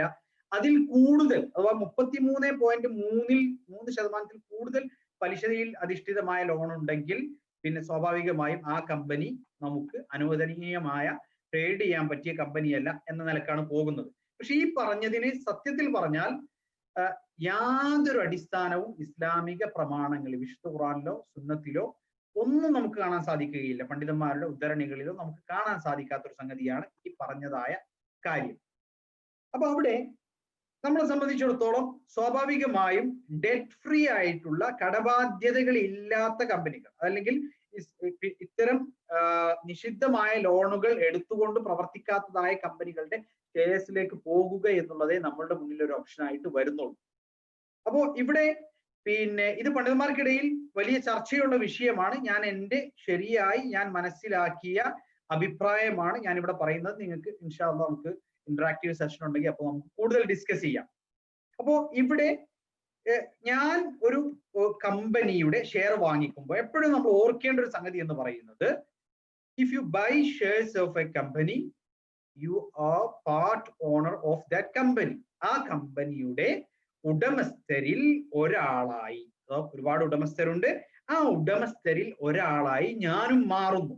അപ്പൊ ഒരു വ്യക്തി എന്നുള്ള നിലയ്ക്ക് എനിക്ക് അനുവദനീയമാകുന്ന കാര്യങ്ങൾ എന്തോ അതാണ് ആ കമ്പനിയെ സംബന്ധിച്ചിടത്തോളം അനുവദനീയമായി തീരുന്നത്. ഒരു വ്യക്തി എന്നുള്ള നിലയ്ക്ക് എനിക്ക് നിഷിദ്ധമായ കാര്യങ്ങൾ എന്തോ അത് ആ കമ്പനിയെ സംബന്ധിച്ചിടത്തോളം നിഷിദ്ധമായിട്ടുള്ളതായ കാര്യമാണ്. അപ്പൊ സ്വാഭാവികമായും ഞാൻ ഇൻവെസ്റ്റ് ചെയ്യുമ്പോൾ ഈ കാര്യങ്ങൾ പരിഗണിച്ചുകൊണ്ട് ആ കമ്പനി എനിക്ക് ഇൻവെസ്റ്റ് ചെയ്യാൻ ഹലാലായ രൂപത്തിലുള്ള ഒരു കമ്പനിയാണോ എന്നുള്ളത് ഞാൻ തീർച്ചയായും പരിശോധിക്കേണ്ടതുണ്ട്. ഇവിടെ നമുക്കറിയാം, നമുക്ക് ഇത്തരത്തിൽ പലിശയിൽ അധിഷ്ഠിതമായ കമ്പനികളിൽ ഇൻവെസ്റ്റ് ചെയ്യാൻ സാധിക്കുന്നുണ്ട്, അല്ലെങ്കിൽ ആ കമ്പനികളുടെ ആധിക്യം എന്നുള്ളത് പരിഗണിച്ചുകൊണ്ട് അതിൽ ഇൻവെസ്റ്റ് ചെയ്യാൻ അനുവാദം നൽകുക എന്നതിനപ്പുറത്തേക്ക് നമ്മളുടെ ഇൻകം അത് ഹലാലായ സോഴ്സിൽ നിന്നായിരിക്കണം എന്നുള്ളതിനാണ് പ്രാമുഖ്യം. കാരണം നബി കരീം സല്ലല്ലാഹു അലൈഹി വസല്ലം ഒരിക്കൽ തന്റെ വീട്ടിലേക്ക് പ്രവേശിച്ചു. നബി സല്ലല്ലാഹു അലൈഹി വസല്ലം അദ്ദേഹത്തിന്റെ വീട്ടിലേക്ക് വരികയാണ്. അപ്പൊ ഒരു കാരക്ക താഴെ വീണ് കിടക്കുന്ന കണ്ടപ്പോൾ നബി സല്ലല്ലാഹു അലൈഹി വസല്ലം ആ കാരക്ക എടുത്തിട്ട് ഭക്ഷിച്ചു. അന്ന് രാത്രി നബി സല്ലല്ലാഹു അലൈഹി വസല്ലം ഉറങ്ങിയില്ല എന്ന് മാത്രമല്ല, അദ്ദേഹം വലിയ രൂപത്തിൽ അദ്ദേഹത്തിന്റെ ശബ്ദം പുറത്ത് കേൾക്കുന്നുണ്ടായിരുന്നു. അപ്പോൾ അദ്ദേഹത്തോട് സഹാബാക്കൾ ചോദിച്ചു, പിന്നെ മാ അസ്ഹറക യാ റസൂലല്ലാഹ്, താങ്കൾ രാത്രി ഉറങ്ങാതിരിക്കാനുള്ള കാരണം എന്താണ് റസൂലെ? നബി സല്ലല്ലാഹു അലൈഹി വസല്ലം പറഞ്ഞത്, ഞാനൊരു കാരക്ക ഭക്ഷിച്ചു. ലാ അദ്രി അമിൻ തംരി സദഖ അം മിൻ തംരിൽ ബൈത്ത്, വീട്ടിലുള്ള ഞങ്ങളുടെ കാരക്കയിൽ നിന്നുള്ളതായിരുന്നു അതല്ല വീട്ടിൽ സൂക്ഷിച്ച ദാനധർമ്മങ്ങൾ വീട്ടിൽ സൂക്ഷിച്ചിട്ടുണ്ട്, അതിൽപ്പെട്ട കാരക്കയായിരുന്നു ആ താഴെ വീണ് കിടന്നത് എന്നത് എനിക്ക് അറിയില്ലായിരുന്നു. അപ്പൊ അതിനെക്കുറിച്ച് ആലോചിച്ചിട്ടാണ്, ഭയപ്പെട്ടിട്ടാണ് ഞാൻ രാത്രി ഉറങ്ങാതിരുന്നത്. തളവ്വറ എന്ന പദമാണ് ഹദീസിൽ പ്രയോഗിച്ചിട്ടുള്ളത്. റൗദത്തിൽ പഠിക്കുന്ന കുട്ടികൾക്ക് ഒരുപക്ഷെ നല്ലൊരു ശതമാനം ആളുകൾക്ക് അറബി അറിയുന്നവരായിരിക്കും. തളവ്വറ എന്ന് പറഞ്ഞു കഴിഞ്ഞാൽ പിന്നെ ഉറങ്ങാൻ കഴിയാതെ ശബ്ദം ഉണ്ടാക്കുക എന്നുള്ളതാണ്, കരയുക എന്നൊക്കെ വേണമെങ്കിൽ നമുക്ക് പറയാൻ പറ്റും. അപ്പോ അത്തരത്തിൽ നബി സല്ലല്ലാഹു അലൈഹി വസല്ലം ഉറക്കമിളച്ചപ്പോൾ അദ്ദേഹത്തോട് കാരണം ചോദിച്ചപ്പോൾ ഒരു കാരക്കയുടെ വിഷയത്തിൽ, അപ്പൊ ഹറാമായ സമ്പാദ്യം തന്റെ ധനത്തിലേക്ക് കലരാതിരിക്കാൻ പരിശ്രമിക്കുക എന്നുള്ളത് ഒരു വിശ്വാസിക്ക് അങ്ങേയറ്റം അനിവാര്യമായിട്ടുള്ള ബാധ്യതയായിട്ടുള്ള കാര്യമാണ്.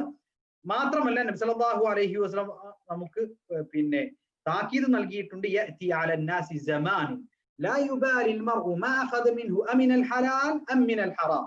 ആളുകൾക്ക് ഒരു കാലഘട്ടം വരും, അവർ സമ്പാദിച്ചത് ഹലാലിൽ നിന്നാണോ ഹറാമിൽ നിന്നാണോ എന്നത് അവർ പരിഗണിക്കാത്തതായ ഒരു കാലഘട്ടം. ഓക്കെ, അപ്പൊ നമ്മൾ അതുകൊണ്ട് തന്നെ ശർഈയായ നിയമപ്രകാരം ഈ പറയുന്ന പോലെ 30% വരെ പലിശയിൽ അധിഷ്ഠിതമായ ലോണുള്ള കമ്പനിയാണെങ്കിൽ കുഴപ്പമില്ല എന്ന് പറയുന്ന ഒരു കാര്യത്തിന്, അല്ലെങ്കിൽ ആ ഒരു തീരുമാനത്തിന്, അതിനെ മതപരമായി ജസ്റ്റിഫൈ ചെയ്യാനുള്ള പ്രമാണങ്ങൾ വളരെ ദുർബലമാണ് എന്നുള്ളതാണ് എൻ്റെ പക്ഷം ഞാൻ മനസ്സിലാക്കിയിട്ടുള്ളത്. വല്ലാഹു തആല അഅലം, വല്ലാഹു തആല അഅലം.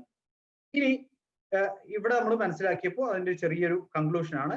അതായത് നമ്മളിപ്പോ ആൽക്കഹോള്, പോർക്ക്, പോണോഗ്രഫി, അതേപോലെ തന്നെ കൺവെൻഷണൽ ബാങ്ക്സ്, ഗാംബ്ലിങ്, ഇങ്ങനെ തുടങ്ങി നമുക്ക് നിഷിദ്ധമായിട്ടുള്ള കാര്യങ്ങൾ കടന്നു വരുന്നതായ കമ്പനികൾ, അത്തരം മേഖലകളിൽ പ്രവർത്തിക്കുന്നതായ കമ്പനികൾ നമ്മൾ ഒഴിവാക്കണം.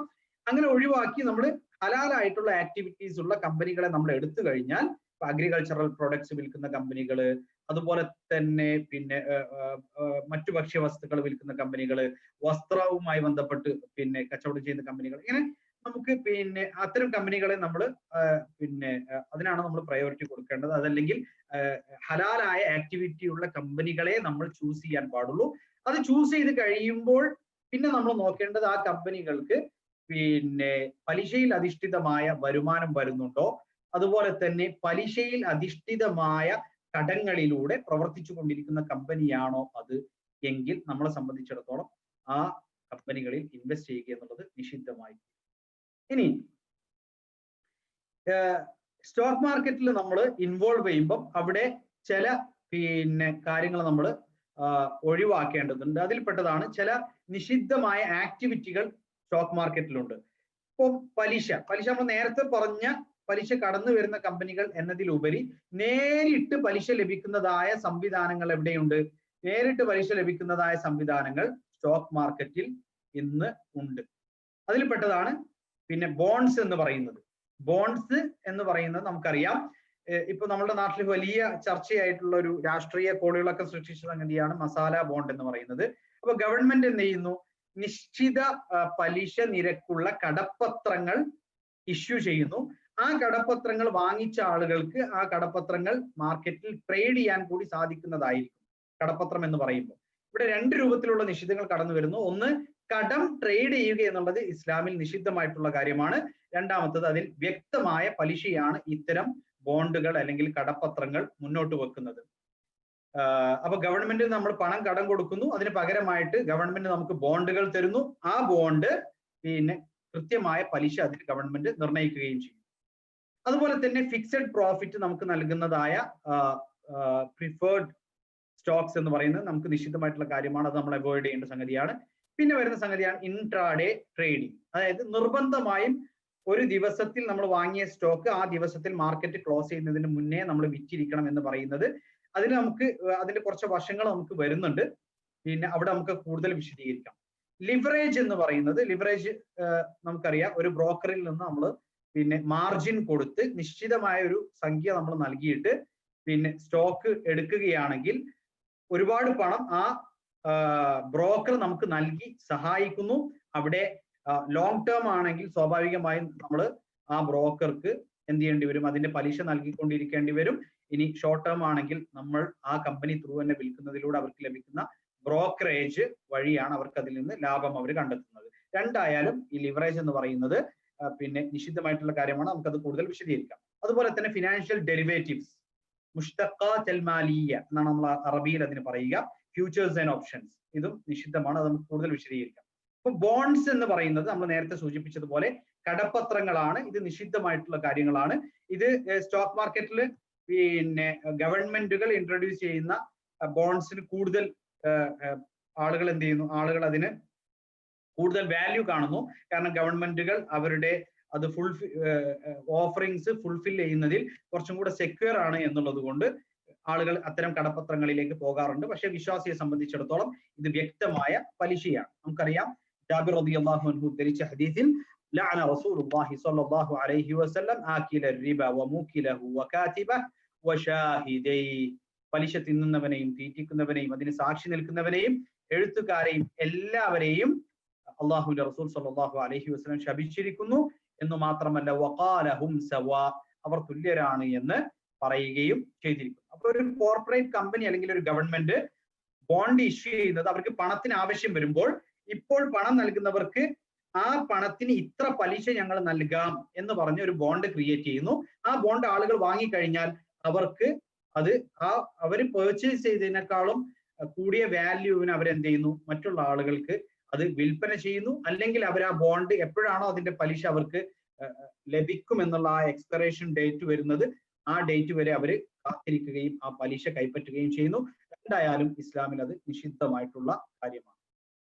ഇനി buying and selling on margin എന്ന് പറയുന്നത്, buying and selling on margin എന്ന് പറയുന്നത് ഇവിടെ നമുക്ക് കാണാൻ സാധിക്കും. നമുക്കറിയാം, ഒരാള് ഷെയർ മാർക്കറ്റിൽ ഇൻവോൾവ് ചെയ്യുമ്പോൾ, ട്രേഡ് ചെയ്യുമ്പോൾ അയാൾക്ക് പിന്നെ ഒരു ട്രേഡിംഗ് അക്കൗണ്ടും അതേപോലെ തന്നെ ഡിമാറ്റ് അക്കൗണ്ടും ഉണ്ടാവും. അപ്പോൾ അത് നമ്മൾ എടുക്കുന്നത് ഷെയർ മാർക്കറ്റിലുള്ള ഒരു ബ്രോക്കറിന്റെ അടുത്തായിരിക്കും. ആ ബ്രോക്കറെ സംബന്ധിച്ചിടത്തോളം ഓരോരുത്തരും വ്യത്യസ്തരായ ഒരുപാട് ബ്രോക്കേഴ്സ് ഉണ്ട്. അപ്പൊ ആ ബ്രോക്കർ നമുക്കൊരു ഓഫർ തരികയാണ്. നിങ്ങൾ ഷെയർസ് പർച്ചേസ് ചെയ്യുകയാണെങ്കിൽ നിങ്ങൾ അതിന്റെ ഒരു മാർജിൻ മാത്രം കൊടുത്താൽ മതി. അതിന്റെ ഒരു ചെറിയ സംഖ്യ മാത്രം നിങ്ങൾ കൊടുത്താൽ മതി. ബാക്കി എന്ത് ചെയ്യാം? നിങ്ങൾക്ക് ഇത്ര ഇരട്ടി പണം ആര് നൽകാം? ഈ പറയുന്ന ബ്രോക്കർ നൽകാം. പക്ഷെ അതിന് ചില നിയമങ്ങളൊക്കെ ഉണ്ട്. ഇപ്പൊ നമ്മുടെ നാട്ടിൽ പാൻ കാർഡും കാര്യങ്ങളൊക്കെ കൊടുത്തിട്ടാണ് നമ്മളൊരു അക്കൗണ്ട് എടുക്കുന്നത്. അപ്പൊ സ്വാഭാവികമായും നിങ്ങൾക്ക് ഇത്ര ലിവറേജ് അല്ലെങ്കിൽ മാർജിന്റെ ഇത്ര ഇരട്ടി നിങ്ങൾക്ക് ലിവറേജ് ലഭിക്കണമെങ്കിൽ അതിന് നിങ്ങളുടെ അക്കൗണ്ടിൽ ഇത്ര പണം ഉണ്ടായിരിക്കണം എന്നുള്ള നിബന്ധനകളൊക്കെ നമ്മുടെ നാട്ടിലുള്ള അതിൻ്റെതായ നിയമങ്ങളുണ്ട്. ഓരോ നാട്ടിലും അതിൻ്റെതായ നിയമങ്ങളുണ്ട്. ഏതായാലും അപ്പൊ ഇത്തരത്തിൽ നമ്മളൊരു മാർജിൻ നിർണയിച്ചുകൊണ്ട് പിന്നെ ആ മാർജിൻ മാത്രം നൽകിക്കൊണ്ട് നമ്മൾ ഷെയർസ് പർച്ചേസ് ചെയ്യുന്നു. എന്നിട്ട് നമ്മൾ എന്ത് ചെയ്യുന്നു? ഇപ്പൊ 1000 രൂപയാണ് ഒരു ഷെയറിനെന്ന് വിചാരിക്കാം. 1000 രൂപയാണ് ഒരു ഷെയറിന്. അപ്പോൾ 1000 രൂപയാണെങ്കിൽ നമ്മൾ 1000 രൂപ മുടക്കുന്നു. അതേ സ്ഥാനത്ത് നമുക്ക് 20 ഇരട്ടി, ഒരു പക്ഷേ 20,000 രൂപക്കുള്ള ഷെയർസ് വാങ്ങാൻ, അല്ലെങ്കിൽ 5 ഇരട്ടി 5000 രൂപക്കുള്ള ഷെയർസ് വാങ്ങാനുള്ള ഒരു ഓപ്ഷൻ നമുക്ക് ബ്രോക്കർ നൽകുന്നു. അപ്പൊ സ്വാഭാവികമായും ഒരു ഷെയറിന്റെ മുകളിൽ നമുക്കൊരു 100 രൂപ ലാഭം ഉണ്ടാകുന്നു എന്ന് നമ്മൾ കരുതുകയാണെങ്കിൽ നമുക്ക് എന്ത് ചെയ്യുന്നു, പിന്നെ ഈ ലാഭത്തിലും 5 ഇരട്ടി ഉണ്ടാകുന്നു. അതേ സ്ഥാനത്ത് ഒരു പക്ഷേ നമുക്ക് ലോസ് ഉണ്ടാകുകയാണെങ്കിൽ, വലിയ രൂപത്തിലുള്ള ലോസ് ഉണ്ടാകാൻ ഒരു പക്ഷേ നമ്മൾ മുടക്കിയ പണം മുഴുവനായും നഷ്ടപ്പെടാനും ആ രൂപത്തിലും സാധ്യത അവിടെ നിലനിൽക്കുന്നു.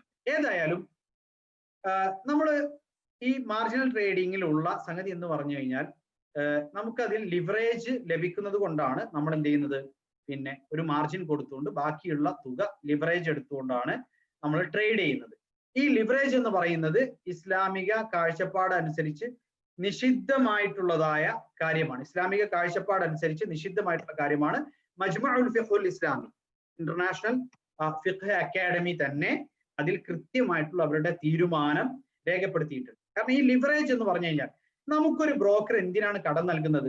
ഇപ്പൊ നമുക്കറിയാം, നമ്മളത് പിന്നെ ഇൻട്രാഡേ ട്രേഡിങ്ങിന് വേണ്ടി എടുക്കുമ്പോഴാണ് ഈ ലിവറേജ് എന്ന് പറയുന്ന സംഗതി കൂടുതലായിട്ടും കടന്നു വരുന്നത്. ഇൻട്രാഡേ ട്രേഡിങ്ങിന് വേണ്ടിയിട്ട് നമ്മൾ ഷെയർസ് എടുക്കുമ്പോഴാണ്, അല്ലെങ്കിൽ ഇൻട്രാഡേ ട്രേഡിംഗ് എന്നുള്ള ഓപ്ഷൻ തന്നെ നമ്മൾ സെലക്ട് ചെയ്യുന്നത് ലിവറേജ് നമുക്ക് ലഭിക്കാൻ വേണ്ടിയാണ്. അപ്പോ സ്വാഭാവികമായും ഇൻട്രാഡേ ട്രേഡിങ്ങിൽ ഒരു ബ്രോക്കറെ സംബന്ധിച്ചിടത്തോളം ലഭിക്കുന്ന ബെനിഫിറ്റ്, ആ ബ്രോക്കർ ത്രൂ തന്നെ നമ്മൾ ഈ ഷെയർസ് അന്ന് തന്നെ ട്രേഡ് ചെയ്തിരിക്കണം. അപ്പൊ അന്ന് തന്നെ നമ്മൾ ട്രേഡ് ചെയ്യുകയാണെങ്കിൽ സ്വാഭാവികമായിട്ടും നമ്മൾ അതിനൊരു പലിശ പിന്നെ പേ ചെയ്യുന്നതിന് പകരമായി ആ ബ്രോക്കർക്ക് അവിടെ ബ്രോക്കറേജ് ലഭിക്കുന്നു. അപ്പം ഞാൻ മുഖേന ഒരു കച്ചവടം നടക്കുവാൻ വേണ്ടിയാണ് ഞാൻ അവിടെ എന്ത് ചെയ്യുന്നത്, ഈ കസ്റ്റമർക്ക് പണം കടമായിട്ട് നൽകുന്നത്. കുല്ലു ഖർദിൻ ജറ നഫ്അൻ ഫഹുവ റിബ. സാമ്പത്തികമായി എനിക്ക് നേട്ടം ഉണ്ടാക്കാൻ വേണ്ടി ഞാൻ മറ്റൊരാൾക്ക് പണം കടം നൽകുക എന്നുള്ളത് ഇസ്ലാമിക കാഴ്ചപ്പാടിൽ നിഷിദ്ധമായിട്ടുള്ള സംഗതിയാണ്. ഇനി ലിവറേജ് കുറച്ചൊരു പിന്നെ ഇൻട്രാഡേ ട്രേഡിങ്ങിന് അല്ലാതെ തന്നെ ലിവറേജ് നൽകുന്ന ബ്രോക്കേഴ്സ് ഉണ്ട്. അവിടെ അവർ കൃത്യമായി അവർ നൽകിയിട്ടുള്ള തുകക്ക് അവിടെ പലിശ ഈടാക്കുകയും ചെയ്യും. അതിൽ നിന്ന് തന്നെ ഒരു വിദ്യാർത്ഥിയെ സംബന്ധിച്ചിടത്തോളം മനസ്സിലാക്കാൻ സാധിക്കുന്നതാണ്, ഇപ്പൊ നമ്മളൊരു ഡേ ട്രേഡിങ്ങിന് അല്ലാതെ ലിവറേജ് എടുക്കുകയാണെങ്കിൽ കൃത്യമായി പലിശ നമ്മൾ നൽകേണ്ടി വരുന്നു.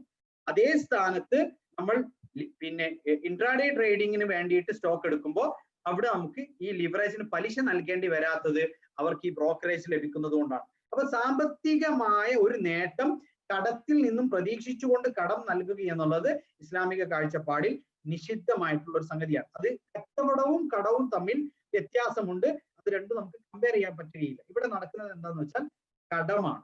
ഇവിടെ നടക്കുന്നത് കടമാണ്. ഒരു പണം നൽകുകയാണ്. ആ പണം കടം നൽകുന്നതിൽ നിന്നും എന്ത് ചെയ്യുന്നു, തനിക്ക് സാമ്പത്തികമായ ഒരു നേട്ടം, അഥവാ താൻ മുഖേന ഒരു ട്രേഡിംഗ് നടക്കണം എന്നുള്ള സാമ്പത്തിക നേട്ടം പിന്നെ ഈ ബ്രോക്കർ പ്രതീക്ഷിച്ചുകൊണ്ടാണ് ആ കടം നൽകുന്നത്. അതുകൊണ്ടാണ് ഇസ്ലാമിക പണ്ഡിതന്മാർ അല്ലെങ്കിൽ ഇസ്ലാമിക പണ്ഡിത സഭകൾ തന്നെ ലിവറേജ് എന്ന് പറയുന്ന സംഗതി നിഷിദ്ധമാണ് എന്ന് പറഞ്ഞിട്ടുള്ളത്. അപ്പൊ ഇവിടെ നമുക്ക് ഇൻട്രാഡേ ട്രേഡിംഗ് എന്ന് പറഞ്ഞാൽ എന്താ? ഇൻട്രാഡേ ട്രേഡിംഗ് അതാണ് നമുക്ക് ഇൻഷാ അല്ലാഹ് നമുക്ക് ഡേ ട്രേഡിംഗ് വരുന്നുണ്ട്, അപ്പോൾ വ്യക്തമാക്കാം. ഇനി രണ്ടാമത്തെ ഒരു പ്രക്രിയയാണ് സെല്ലിംഗ് ഷോർട്ട് എന്ന് പറയുന്നത്, അല്ലെങ്കിൽ ഷോർട്ട് സെല്ലിംഗ് എന്ന് പറയുന്നത്. ഇത് ഒരു കമ്പനിയുടെ ഷെയർ വാല്യൂ താഴോട്ട് പോകുകയാണെങ്കിൽ ആ താഴോട്ട് പോകുന്നതിൽ നിന്ന് എങ്ങനെ ലാഭം ഉണ്ടാക്കാം, അതാണ് ഈ ഷോർട്ട് സെല്ലിങ്ങിൽ നടക്കുന്നത്. അപ്പം മുകളിലോട്ട് പോകുമ്പോഴും ലാഭം ഉണ്ടാക്കുന്നവർ, താഴോട്ട് പോകുമ്പോഴും ലാഭം ഉണ്ടാക്കുന്നവർ, മുകളിലോട്ട് പോകുമ്പോഴും ലാഭം ഉണ്ടാക്കുന്നവർ, താഴോട്ട് പോകുമ്പോഴും ലാഭം ഉണ്ടാക്കുന്നവർ. ഈ താഴോട്ട് പോകുമ്പോൾ ലാഭം ഉണ്ടാക്കുക എന്ന് പറഞ്ഞാൽ ഒരു കമ്പനിയുടെ സ്റ്റോക്ക് അതിന്റെ വില ഇടിഞ്ഞുകൊണ്ടിരിക്കുകയാണ്.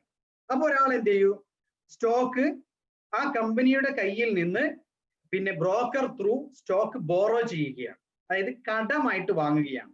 ഈ കടമായിട്ട് വാങ്ങിയ സ്റ്റോക്ക് അയാൾ എന്ത് ചെയ്യുന്നു, മറ്റുള്ളവർക്ക് മറിച്ചു വിൽക്കുന്നു, അതിന്റെ ഇപ്പോഴുള്ള വിലക്ക് മറിച്ചു വിൽക്കുന്നു.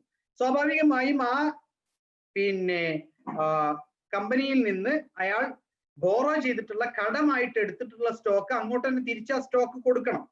അപ്പൊ ആ കൊടുക്കേണ്ട സ്റ്റോക്ക് എന്ന് പറയുന്നത് അയാൾ തിരികെ നൽകുന്നത് ഇനിയും താഴോട്ട് വില പോകുമ്പോൾ വില കുറയുന്ന സമയത്ത് അയാൾ മാർക്കറ്റിൽ നിന്ന് ആ സ്റ്റോക്ക് പർച്ചേസ് ചെയ്തിട്ട് എന്ത് ചെയ്യുന്നു, ആർക്കാണ് ആ സ്റ്റോക്ക് കൊടുക്കാനുള്ളത് അവർക്ക് തിരികെ കൊടുക്കുന്നു.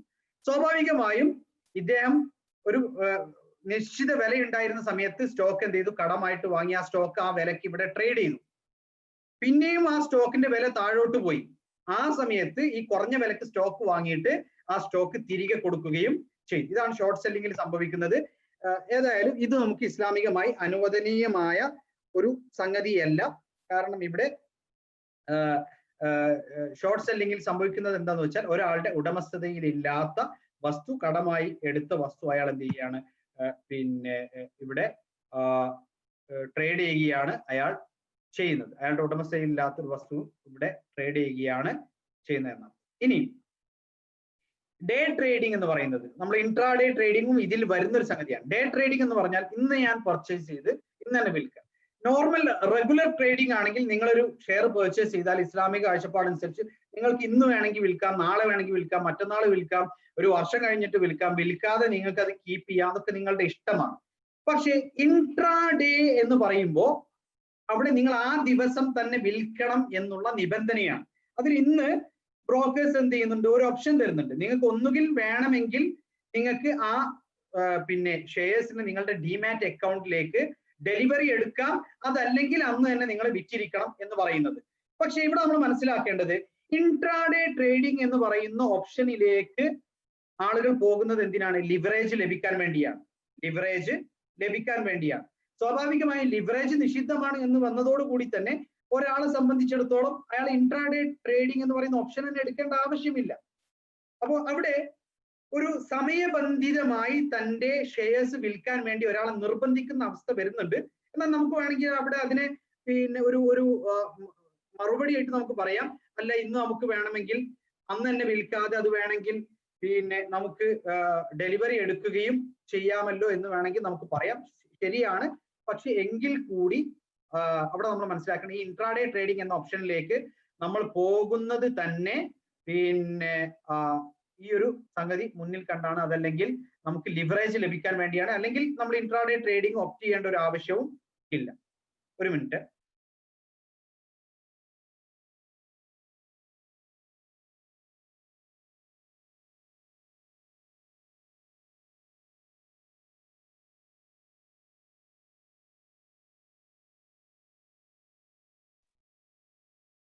ഓക്കെ, അപ്പൊ ഇൻട്രാഡേ ട്രേഡിംഗ് എന്നുള്ള ഓപ്ഷൻ നമുക്ക് എടുത്തില്ലെങ്കിൽ, നമുക്ക് ഡേ ട്രേഡിംഗ് ചെയ്യുകയാണെങ്കിൽ നമ്മൾ നോർമൽ റെഗുലർ ട്രേഡിങ്ങിന് വേണ്ടി നമ്മൾ ഷെയർ പർച്ചേസ് ചെയ്താലും ഫസ്റ്റ് ഡേ എന്തായിരിക്കും, നമുക്ക് പൊസിഷനിൽ തന്നെ ആയിരിക്കും. അതായത് നമ്മുടെ ഡിമാറ്റ് അക്കൗണ്ടിലേക്ക് ഡെലിവറി ചെയ്യുന്നതിന് മുന്നേ നമ്മൾ പർച്ചേസ് ചെയ്ത ദിവസം അതേ ദിവസം നമ്മൾ വിൽക്കണമെങ്കിൽ ഓട്ടോമാറ്റിക്കലി എല്ലാ ഷെയർസും അത് പിന്നെ പൊസിഷൻ എടുത്തിട്ടുണ്ടാവും. നമുക്ക് അതിന്റെ പിന്നെ ആ സമയത്ത് വാല്യൂ നോക്കി നമുക്ക് വിൽക്കണമെങ്കിൽ ആ ദിവസം തന്നെ നമുക്ക് വിൽക്കാം.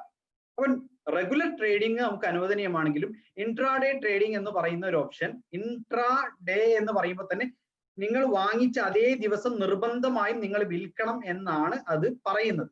ആ ഒരു ഇൻട്രാഡേ എന്ന് പറയുന്ന ആ ഒരു സംഗതി, ആ നിർവചനം നമ്മൾ എടുത്താൽ തന്നെ, അതല്ലെങ്കിൽ ആ ഒരു ഡെഫിനിഷൻ എടുത്താൽ തന്നെ അത് ഇസ്ലാമിക കാഴ്ചപ്പാട് അനുസരിച്ച് നിഷിദ്ധമാണ്. കാരണം വിൽക്കുന്ന വ്യക്തിയുടെയും വാങ്ങിക്കുന്ന വ്യക്തിയുടെയും സ്വാതന്ത്ര്യത്തെ ഹനിക്കപ്പെടുന്ന, അഥവാ വിൽക്കണോ അല്ലെങ്കിൽ വാങ്ങിക്കണോ എന്നത് ഒരാൾക്ക് തീരുമാനിക്കാനുള്ള സ്വാതന്ത്ര്യത്തെ ഹനിക്കപ്പെടുന്ന എന്തൊരു കാര്യവും ഇസ്ലാമിൽ നിഷിദ്ധമാണ്. അൽ ബയ്യാനി ബിൽ ഖിയാരി മാ ലം യതഫറഖ. വിൽക്കുന്ന വ്യക്തിയും വാങ്ങിക്കുന്ന വ്യക്തിയും പരസ്പരം വേർപിരിയുന്നതിന് മുൻപ് തീരുമാനമെടുക്കാൻ പരിപൂർണമായ സ്വാതന്ത്ര്യം അവർക്കുണ്ട് എന്നാണ്. ഇനി നമ്മൾ മനസ്സിലാക്കേണ്ടത് swing trading, long term investment. ഇത് സാധാ നോർമൽ റെഗുലർ ട്രേഡിംഗ് തന്നെയാണ്. പക്ഷേ ഒരു ഷോർട്ട് ടേം, അതായത് കുറച്ച് ദിവസങ്ങൾക്കുള്ളിൽ വിൽക്കാൻ വേണ്ടി ഒരാൾ ആഗ്രഹിക്കുന്നു, അതിന് നമ്മൾ എന്ത് പറയും? സ്വിംഗ് ട്രേഡിംഗ് എന്ന് പറയും. എന്നാൽ മറ്റൊന്ന് ലോങ് ടേം ആയിട്ട് അതിന്റെ ഡിവിഡൻഡ് പ്രതീക്ഷയുണ്ട്. അതായത് ഷെയർ ട്രേഡിങ്ങിലൂടെ ലാഭം ഉണ്ടാക്കുക എന്നതിനപ്പുറത്തേക്ക് ഒരു കമ്പനിയുടെ ഗ്രോത്തും അതിൽ നിന്ന് ലഭിക്കുന്നതായ അതിന്റെ ഡിവിഡൻഡും ഒക്കെ പ്രതീക്ഷയുണ്ട്. ലോങ് ടേം ആയിട്ട് ഇൻവെസ്റ്റ് ചെയ്യുന്ന ഒരു എന്താ പറയാ, ഒരു ഷെയറിനെ കുറിച്ച് പഠിച്ച് അതിന്റെ ഗ്രോത്ത് ഒക്കെ മനസ്സിലാക്കി ഇൻവെസ്റ്റ് ചെയ്യുന്ന സ്പെക്കുലേറ്റർ അല്ലാത്ത, അല്ലെങ്കിൽ ഒരു സ്പെക്കുലേഷനിൽ നിന്ന് ലഭിക്കുന്ന ഒരു താൽക്കാലികമായ അല്ലെങ്കിൽ താൽക്കാലിക കച്ചവടത്തിലൂടെ ലഭിക്കുന്ന ലാഭം എന്നതിനപ്പുറത്തേക്ക് ഒരു കമ്പനിയുടെ ഗ്രോത്തും വളർച്ചയും ഒക്കെ മനസ്സിലാക്കിയിട്ട് ഇൻവെസ്റ്റ് ചെയ്യുന്ന ലോങ് ടേം ഇൻവെസ്റ്റ്മെന്റ്, ഇതൊക്കെ നമുക്ക് നേരത്തെ പറഞ്ഞ നിബന്ധനകൾ പാലിക്കുകയാണെങ്കിൽ അനുവദനീയമായിട്ടുള്ള കാര്യമാണ്. അപ്പൊ സ്വിംഗ് ട്രേഡിംഗ് എന്ന് പറഞ്ഞു കഴിഞ്ഞാൽ ഒരാള് ഒരു ഷെയർ എന്ത് ചെയ്യുന്നു, പിന്നെ ഒരുപാട് കാലത്തേക്ക്, ഒരു വർഷത്തേക്കൊന്നും വെക്കാതെ ചിലപ്പം ഏതാനും ആഴ്ചകൾ അല്ലെങ്കിൽ ഏതാനും ദിവസങ്ങൾക്കുള്ളിൽ അയാൾ വിൽക്കുന്നത് നമ്മൾ ആ ഒരു അവസ്ഥയെ നമ്മൾ സ്വിംഗ് ട്രേഡിംഗ് എന്ന് പറയും. അല്ല ഒരാൾ ഒരു വർഷത്തേക്ക് അല്ലെങ്കിൽ 2 വർഷത്തേക്ക് അല്ലെങ്കിൽ ചിലപ്പോൾ കൂടുതൽ വർഷങ്ങളിലേക്കൊക്കെ ഷെയർസ് കീപ്പ് ചെയ്യാൻ ആഗ്രഹിച്ചുകൊണ്ട് അയാൾ പർച്ചേസ് ചെയ്യുന്നതിനെ അയാൾ എന്ത് ചെയ്യുന്നു, പിന്നെ ലോങ് ടേം ഇൻവെസ്റ്റ്മെന്റ് എന്ന് നമ്മൾ അതിനെ നിർവചിക്കുകയും ചെയ്യും. ഇനി ഡോളർ കോസ്റ്റ് ആവറേജ്, ഇത് നമുക്ക് നമ്മളുടെ വിഷയമായിട്ട് ബന്ധപ്പെട്ട് വരുന്ന സംഗതിയല്ല, ജസ്റ്റ് പറഞ്ഞു പോവാണ്. അതായത് ഡോളർ കോസ്റ്റ് ആവറേജ് എന്ന് പറഞ്ഞു കഴിഞ്ഞാൽ ഒരാള് ഷെയർസ് പർച്ചേസ് ചെയ്യുമ്പോൾ അയാൾ എന്ത് ചെയ്യുന്നു, ഓരോ മാസവും ഇപ്പം MSFT അല്ലെങ്കിൽ മൈക്രോസോഫ്റ്റിന്റെ ഷെയർ ഇപ്പൊ ഞാൻ ഓരോ മാസവും ഇത്ര ഷെയർ പർച്ചേസ് ചെയ്യണം എന്നുള്ള രൂപത്തിൽ ഒരു കമാൻഡ് നൽകുകയാണ്. അപ്പം ഒരു $2000 അല്ലെങ്കിൽ $500 ഷെയർ എവറി മന്ത് ഞാൻ പർച്ചേസ് ചെയ്യുന്നു. അവിടെ ഞാൻ ആ ഷെയറിന്റെ വാല്യൂവിലേക്ക് നോക്കുന്നില്ല. വാല്യൂ കൂടുമ്പോൾ എനിക്ക് കുറച്ച് ഷെയർ ആയിരിക്കും കിട്ടുക, വാല്യൂ കുറയുമ്പോൾ എനിക്ക് കൂടുതൽ ഷെയർ കിട്ടുകയും ചെയ്യും. ഇതൊരു എന്താ പറയാ പിന്നെ ഷെയർ മാർക്കറ്റിൽ ഇടപെടുന്ന ആളുകളുടെ സ്വഭാവത്തിൽ വരുന്ന ഒരു സംഗതിയാണ്. അതായത് ചില ആളുകൾ എന്ത് ചെയ്യും, അതിന്റെ ഷെയർ വാല്യൂ എനിക്ക് പ്രശ്നമല്ല, പക്ഷെ ഞാൻ ഒരു നിർണിത സംഖ്യ ഞാൻ എല്ലാ മാസവും ഇങ്ങനെ ഷെയർ വാങ്ങിക്കാൻ വേണ്ടിയിട്ട് കരുതി വെക്കുന്ന ഒരു രീതി എന്ന് വേണമെങ്കിൽ പറയാം. ഇത് നമുക്കതിൽ ഇസ്ലാമിക് കാഴ്ചപ്പാടനുസരിച്ച് തെറ്റൊന്നും കാണാൻ സാധിക്കുന്നില്ല. ഇനി നമുക്ക് പറയേണ്ടത് വളരെ ഇമ്പോർട്ടന്റ് ആയിട്ടുള്ള പിന്നെ ഹെഡ്ജിങ്ങിന് വേണ്ടി ഉപയോഗിക്കുന്ന ഫിനാൻഷ്യൽ ഡെറിവേറ്റീവ്സ് ആണ്. അൽ മുഷ്തഖാത്ത് അൽ മാലിയ, അറബിയിൽ പറയുകയാണെങ്കിൽ അൽ മുഷ്തഖാത്ത് അൽ മാലിയ, ഫിനാൻഷ്യൽ ഡെറിവേറ്റീവ്സ്. ഇതിലാണ് ഫ്യൂച്ചേഴ്സ് ആൻഡ് ഓപ്ഷൻസ് ഒക്കെ വരുന്നത്. ഓക്കെ, അപ്പോൾ ഫ്യൂച്ചേഴ്സ് ആൻഡ് ഓപ്ഷൻസ് എന്ന് പറയുന്നത് ഒരു ലളിതമായിട്ട് വിശദീകരിച്ചു തരാം. ഫ്യൂച്ചർ എന്ന് പറഞ്ഞു കഴിഞ്ഞാൽ അതിന്റെ പേര് സൂചിപ്പിക്കുന്നത് പോലെ ഫ്യൂച്ചറിലുള്ള ഒരു കോൺട്രാക്റ്റ് ആണ്. നമ്മളിപ്പോ ഒരു ഷെയർ നമ്മൾ ഇപ്പൊ പർച്ചേസ് ചെയ്തിട്ടില്ല, നമ്മൾ ഫ്യൂച്ചറിൽ പർച്ചേസ് ചെയ്യാൻ ഒരു കോൺട്രാക്റ്റ് ഉണ്ടാക്കുന്നു. അതായത് ഇപ്പൊ നമ്മൾ 2021 ജനുവരി 18 നമ്മളുള്ളത്. നമുക്ക് ഈ ഷെയർ ആ കമ്പനിയുടെ കയ്യിൽ നിന്ന് നമ്മൾ പർച്ചേസ് ചെയ്യേണ്ട തീയതി നമ്മളിപ്പോ ഒരു ആഫ്റ്റർ 3 months ആണെന്ന് വിചാരിക്കാം. ഇപ്പോ ഉദാഹരണത്തിന് ഏപ്രിൽ മാസത്തിൽ നമ്മൾ ആ ഷെയർ ഈ കമ്പനിയുടെ കയ്യിൽ നിന്ന് പർച്ചേസ് ചെയ്യേണ്ടത്. അപ്പോൾ അതൊരു ഫ്യൂച്ചർ കോൺട്രാക്റ്റ് ആണ്. ഈ കോൺട്രാക്റ്റ് നമ്മൾ ഉണ്ടാക്കി കഴിഞ്ഞാൽ അല്ലെങ്കിൽ ഒരു ഫ്യൂച്ചർ ഷെയർ നമ്മൾ പർച്ചേസ് ചെയ്ത് കഴിഞ്ഞാൽ സ്വാഭാവികമായും ആ ഡേറ്റ് വരുന്ന സമയത്ത് നിർബന്ധമായും നമ്മൾ ഈ കോൺട്രാക്റ്റിൽ മെൻഷൻ ചെയ്തിട്ടുള്ള സംഖ്യക്ക് ആ ഷെയർ പർച്ചേസ് ചെയ്തിരിക്കണം, നിർബന്ധമാണ്. ആ കമ്പനി നമുക്ക് വിൽക്കുക എന്നുള്ളത് നിർബന്ധമാണ്, നമ്മൾ അതിനുള്ള പണം നൽകുക എന്നുള്ളതും നിർബന്ധമാണ്. ഇവിടെ ഫ്യൂച്ചേഴ്സ് നിഷിദ്ധമാകാൻ 2 കാരണങ്ങളുണ്ട്. ഒന്ന്, ഫ്യൂച്ചർ നിഷിദ്ധമാകാനുള്ള ഒന്നാമത്തെ കാരണം നമുക്കറിയാം, ബൈഉ സലം എന്ന് പറഞ്ഞ സംഗതി നമുക്ക് അനുവദനീയമായ ഒരു കച്ചവടമാണ്. അതായത് പണം നമ്മൾ മുൻകൂട്ടി കൊടുക്കുന്നു, പ്രൊഡക്റ്റ് പിന്നീട് വാങ്ങിക്കുന്നു, അതിനാണ് ബൈഉ സലം എന്ന് പറയാം. അതുപോലെ തന്നെ ബൈഉൽ അജൽ, പ്രൊഡക്റ്റ് നമ്മൾ ആദ്യം നൽകുന്നു, പണം പിന്നീട് കൈപ്പറ്റുന്നു, അതും നമുക്ക് അനുവദനീയമാണ്. പക്ഷെ ഇവിടെ പണവും പിന്നീടാണ് നൽകുന്നത്, ഷെയറും പിന്നീടാണ് കൈപ്പറ്റുന്നത്. അതിനാണ് നമ്മൾ ബൈഉൽ കാലി ബിൽ കാലി അല്ലെങ്കിൽ ബൈഉദ് ദൈനി ബിദ്ദൈൻ, കടത്തിന് പകരമായുള്ള ട്രേഡിംഗ് ട്രാൻസാക്ഷൻ എന്ന് പറയുന്നത്. ഇത് നിഷിദ്ധമായിട്ടുള്ള സംഗതിയാണ്. ഇപ്പൊ ഫ്യൂച്ചർ നിഷിദ്ധമാകാനുള്ള ഒന്നാമത്തെ കാരണം ബൈഉദ് ദൈനി ബിദ്ദൈൻ, കടത്തിന് പകരമായി, അഥവാ ഷെയറും പിന്നീട് ലഭിക്കുന്നതാണ്, പണവും നമ്മൾ പിന്നീടാണ് കൊടുക്കുന്നത്. അതാണ് ഒന്നാമത്തെ കാരണം. രണ്ടാമത്തെ കാരണം, ഫ്യൂച്ചർ കോൺട്രാക്ട്സ് നമ്മൾ പർച്ചേസ് ചെയ്തിട്ടില്ല ഷെയർ, ഫ്യൂച്ചറിൽ ഇന്ന ഡേറ്റിനാണ് ആ കോൺട്രാക്ട് ഹോൾഡ് ചെയ്യുന്ന ആൾക്ക് ആ ഷെയർ ലഭിക്കുക. പക്ഷേ ഈ കോൺട്രാക്ട് നമുക്ക് ഇപ്പോൾ തന്നെ ട്രേഡ് ചെയ്യാൻ പറ്റും. അപ്പം നാളെ ഈ കമ്പനിയുടെ ഷെയറിന് കൂടുതൽ വാല്യൂ ഉണ്ടാകാൻ സാധ്യതയുണ്ട്, അല്ലെങ്കിൽ ഇപ്പോൾ കൂടുതൽ വാല്യൂ ഉണ്ട് എങ്കിൽ നമുക്ക് എന്ത് ചെയ്യാം, അതിനനുസരിച്ച് നമുക്ക് വേണമെങ്കിൽ ആ ഫ്യൂച്ചർ കോൺട്രാക്ട് നമുക്ക് ഇപ്പോൾ തന്നെ ട്രേഡ് ചെയ്യാം. അതേപോലെ തന്നെ വാല്യൂ കുറയാന്ന് തോന്നുകയാണെങ്കിൽ സ്വാഭാവികമായിട്ടും ഇനി നമ്മൾ പിന്നെ ഈ ഷെയർ നമുക്ക് ലഭിക്കുന്ന കാലം വരെ കയ്യിൽ വെച്ചിരുന്നാൽ ഇനിയും വാല്യൂ കുറയാനുള്ള സംഗതി ഉണ്ട് എന്ന് വന്നാൽ അപ്പോഴും ഫ്യൂച്ചേഴ്സിന് ഒരാൾക്ക് എന്ത് ചെയ്യാം, ട്രേഡ് ചെയ്യാം. അപ്പൊ ഈ ഫ്യൂച്ചേഴ്സ് ട്രേഡ് ചെയ്യാന്ന് പറഞ്ഞു കഴിഞ്ഞാൽ നേരത്തെ തന്നെ നമ്മൾ പറഞ്ഞു, അത് പർച്ചേസ് ചെയ്യാത്തൊരു സംഗതി ഒരാൾ എന്ത് ചെയ്യുന്നു, ട്രേഡ് ചെയ്യുകയാണ് ഇവിടെ ചെയ്യുന്നത്. നബിസ്വല്ലല്ലാഹു പറഞ്ഞു, പിന്നെ ഇവിടെ നിന്റെ ഉടമസ്ഥതയിൽ ഇല്ലാത്ത, നിന്നെ വിൽക്കാൻ വേണ്ടി അയാൾ ഏൽപ്പിച്ച സംഗതിയല്ല, നീ അതിന്റെ ഉടമസ്ഥതനാണ് എന്ന രൂപത്തിൽ നീ അത് കച്ചവടം ചെയ്യുക എന്നുള്ളത് നിനക്ക് നിഷിദ്ധമായിട്ടുള്ള ഒരു സംഗതിയാണ്. അതും ഇവിടെ കടന്നു വരുന്നുണ്ട്. അതാണ് ഫ്യൂച്ചേഴ്സിൽ സംഭവിക്കുന്നത്. ഇനി ഓപ്ഷൻസ് എന്ന് പറയുന്നത് ഫ്യൂച്ചർ പോലെ തന്നെ ഒരു ഫ്യൂച്ചർ കോൺട്രാക്റ്റ് ആണ്. പക്ഷേ നമുക്കറിയാലോ, ഒരു ഷെയറിന്റെ വാല്യൂ മുകളിലോട്ട് പോകാം, താഴോട്ട് പോകാം. ഇപ്പൊ ഫ്യൂച്ചർ കോൺട്രാക്റ്റിൽ നമ്മൾ പർച്ചേസ് ചെയ്ത് കഴിഞ്ഞാൽ ഷെയറിന്റെ വാല്യൂ വളരെ താഴോട്ട് പോയാലും നമ്മൾ ഈ കോൺട്രാക്റ്റിലുള്ള അതേ വില കൊടുത്തിട്ട് ആ സമയത്ത് വാങ്ങണം. ചിലപ്പോൾ ആ സമയത്ത് ഷെയർ വാല്യൂവിന് അത്ര മാർക്കറ്റ് വാല്യൂ ഉണ്ടായിക്കൊള്ളണം എന്നില്ല. ഓക്കെ. എന്നാൽ ഓപ്ഷൻസിൽ നമ്മൾ ഒരു ഓപ്ഷൻ പ്രീമിയം ആർക്ക് കൊടുക്കുന്നു? കമ്പനികൾക്ക് കൊടുക്കുന്നു. അതിന് പകരമായി ഈ ഷെയറിന്റെ കമ്പനി നമുക്ക് തരുന്ന ഒരു ബെനിഫിറ്റ് ആണ്, ഷെയറിന്റെ വാല്യൂ മുകളിലോട്ട് പോകുകയാണെങ്കിൽ നമ്മൾ കോൺട്രാക്റ്റിൽ എഴുതിയ കുറഞ്ഞ വിലക്ക് കുറഞ്ഞ വാല്യൂവിന് തന്നെ നമുക്ക് ഷെയർ തരും. ഇനി അല്ല താഴോട്ടാണ് പോകുന്നതെങ്കിൽ നമുക്ക് ആ ഷെയർ വാങ്ങുകയില്ല എന്ന് തീരുമാനിക്കുകയും ചെയ്യാം. ഷെയറിന്റെ വാല്യൂ താഴോട്ട് പോകുകയാണെങ്കിൽ നമുക്ക് വേണമെങ്കിൽ എനിക്ക് വേണ്ടാന്ന് തീരുമാനിക്കാം. ഫ്യൂച്ചേഴ്സിൽ നമുക്ക് വേണ്ടാന്ന് തീരുമാനിക്കാൻ പറ്റില്ല. ഫ്യൂച്ചേഴ്സിൽ നമുക്ക് വേണ്ടാന്ന് തീരുമാനിക്കാൻ പറ്റില്ല. ഓപ്ഷൻസിൽ നമുക്ക് വേണ്ട എന്നുള്ള തീരുമാനം എടുക്കാം. പക്ഷെ അത് നമ്മൾ ഓപ്ഷൻ പ്രീമിയം അവർക്ക് നൽകുന്നുണ്ട്. ഇതും നിഷിദ്ധമാണ്, ഒന്ന് നേരത്തെ പറഞ്ഞ കാരണങ്ങളാൽ. അതോടൊപ്പം പണം നൽകിക്കൊണ്ട് കംപ്ലീറ്റ് റിസ്ക്കും കമ്പനിക്ക് അല്ലെങ്കിൽ ഈ ഷെയർ നേരത്തെ നമ്മൾ ആരുടെ കയ്യിൽ നിന്നാണോ ഈ ഓപ്ഷൻ പർച്ചേസ് ചെയ്യുന്നത് അവരുടെ മേൽ കംപ്ലീറ്റ് റിസ്ക്കും വെക്കുന്ന, പണം നൽകിക്കൊണ്ട് വെക്കുന്ന ഒരു സാഹചര്യവും ഇവിടെ വരുന്നു. അതും ഇസ്ലാമിക കാഴ്ചപ്പാടിൽ നിഷിദ്ധമായിട്ടുള്ള ഒരു സംഗതിയാണ്. ഇതാണ് ഓവറോൾ ആയിട്ട് നമുക്ക് ഷെയർ മാർക്കറ്റിനെ കുറിച്ചിട്ട് പറയാനുള്ളത്. കുറച്ച് വൈഡ് ആയിട്ടുള്ള വിഷയമാണ്, അതുകൊണ്ട് ക്ഷമിക്കണം. കമ്മോഡിറ്റി എക്സ്ചേഞ്ച് നമുക്ക് ഇൻഷാല്ലാ ഒരു ഇന്ററാക്ഷന് ശേഷം വേണമെങ്കിൽ നമുക്കത് സമയമുണ്ടെങ്കിൽ നമുക്ക് വിശദീകരിക്കാം. പിന്നെ കുറച്ച് സമയം എടുത്തതിൽ ക്ഷമ ചോദിക്കുകയാണ്. അതിന്റെ ഒരു റീസൺ എന്ന് പറയുന്നത് നമുക്ക് ഇതൊരു ആ രൂപത്തിലുള്ള ഒരു വൈഡ് ആയിട്ടുള്ള ഏരിയ ആണ്. നമ്മൾ ഒരുപാട് വിഷയങ്ങൾ ഒരുപക്ഷെ നമ്മൾ പരാമർശിക്കാതെ പോയത് ഉണ്ടാകാം. പിന്നെ ഇൻഷാല്ലാ ഇന്ററാക്ഷൻ മോഡറേറ്റർക്ക് കൺട്രോൾ ചെയ്യാവുന്നതാണ്. ബാറക്കല്ലാഹു.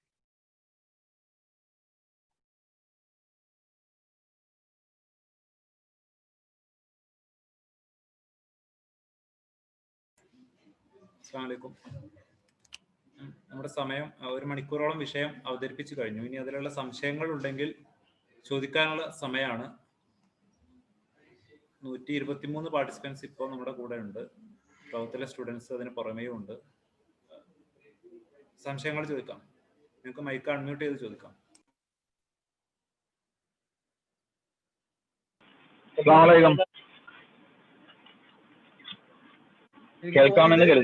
ബെറ്റർ സംശയമുള്ള ആളുകൾ ഹാൻഡ് റൈസ് ചെയ്താൽ അതിൽ നിന്ന് ഞാൻ പേര് വിളിക്കാം. അങ്ങനെ ചോദിക്കുന്നതായിരിക്കും ബെറ്റർ, കൺട്രോൾ ചെയ്യാൻ. മറ്റത് ഒരേ സമയം ഒരുപാട് ആളുകൾ മൈക്ക് ഓൺ ചെയ്ത് ചിലപ്പോൾ ബുദ്ധിമുട്ടായിരിക്കും.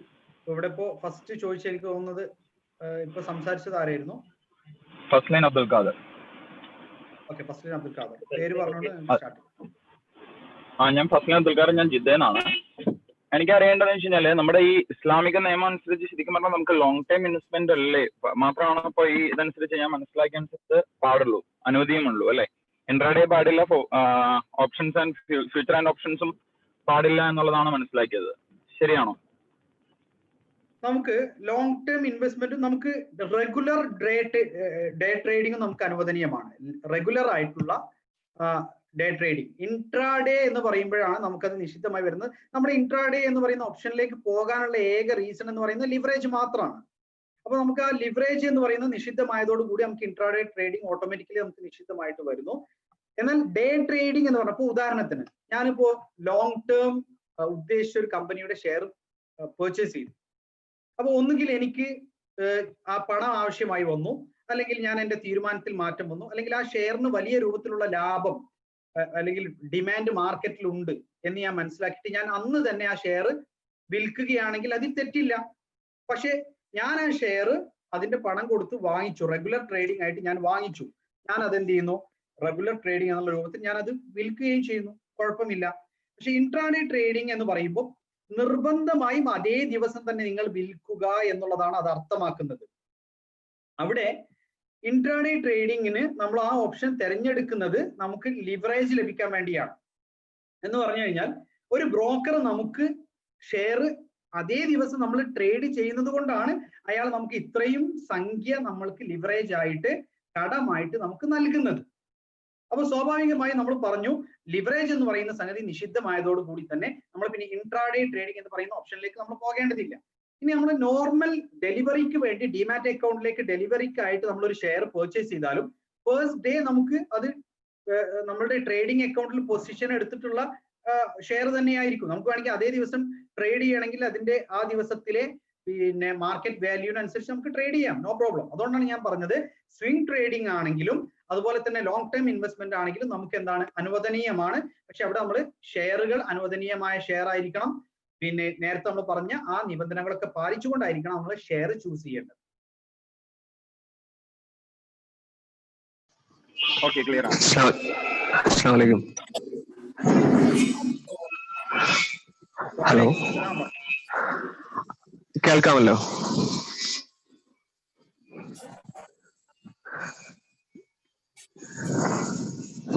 കേൾക്കാൻ പറ്റുണ്ടോ?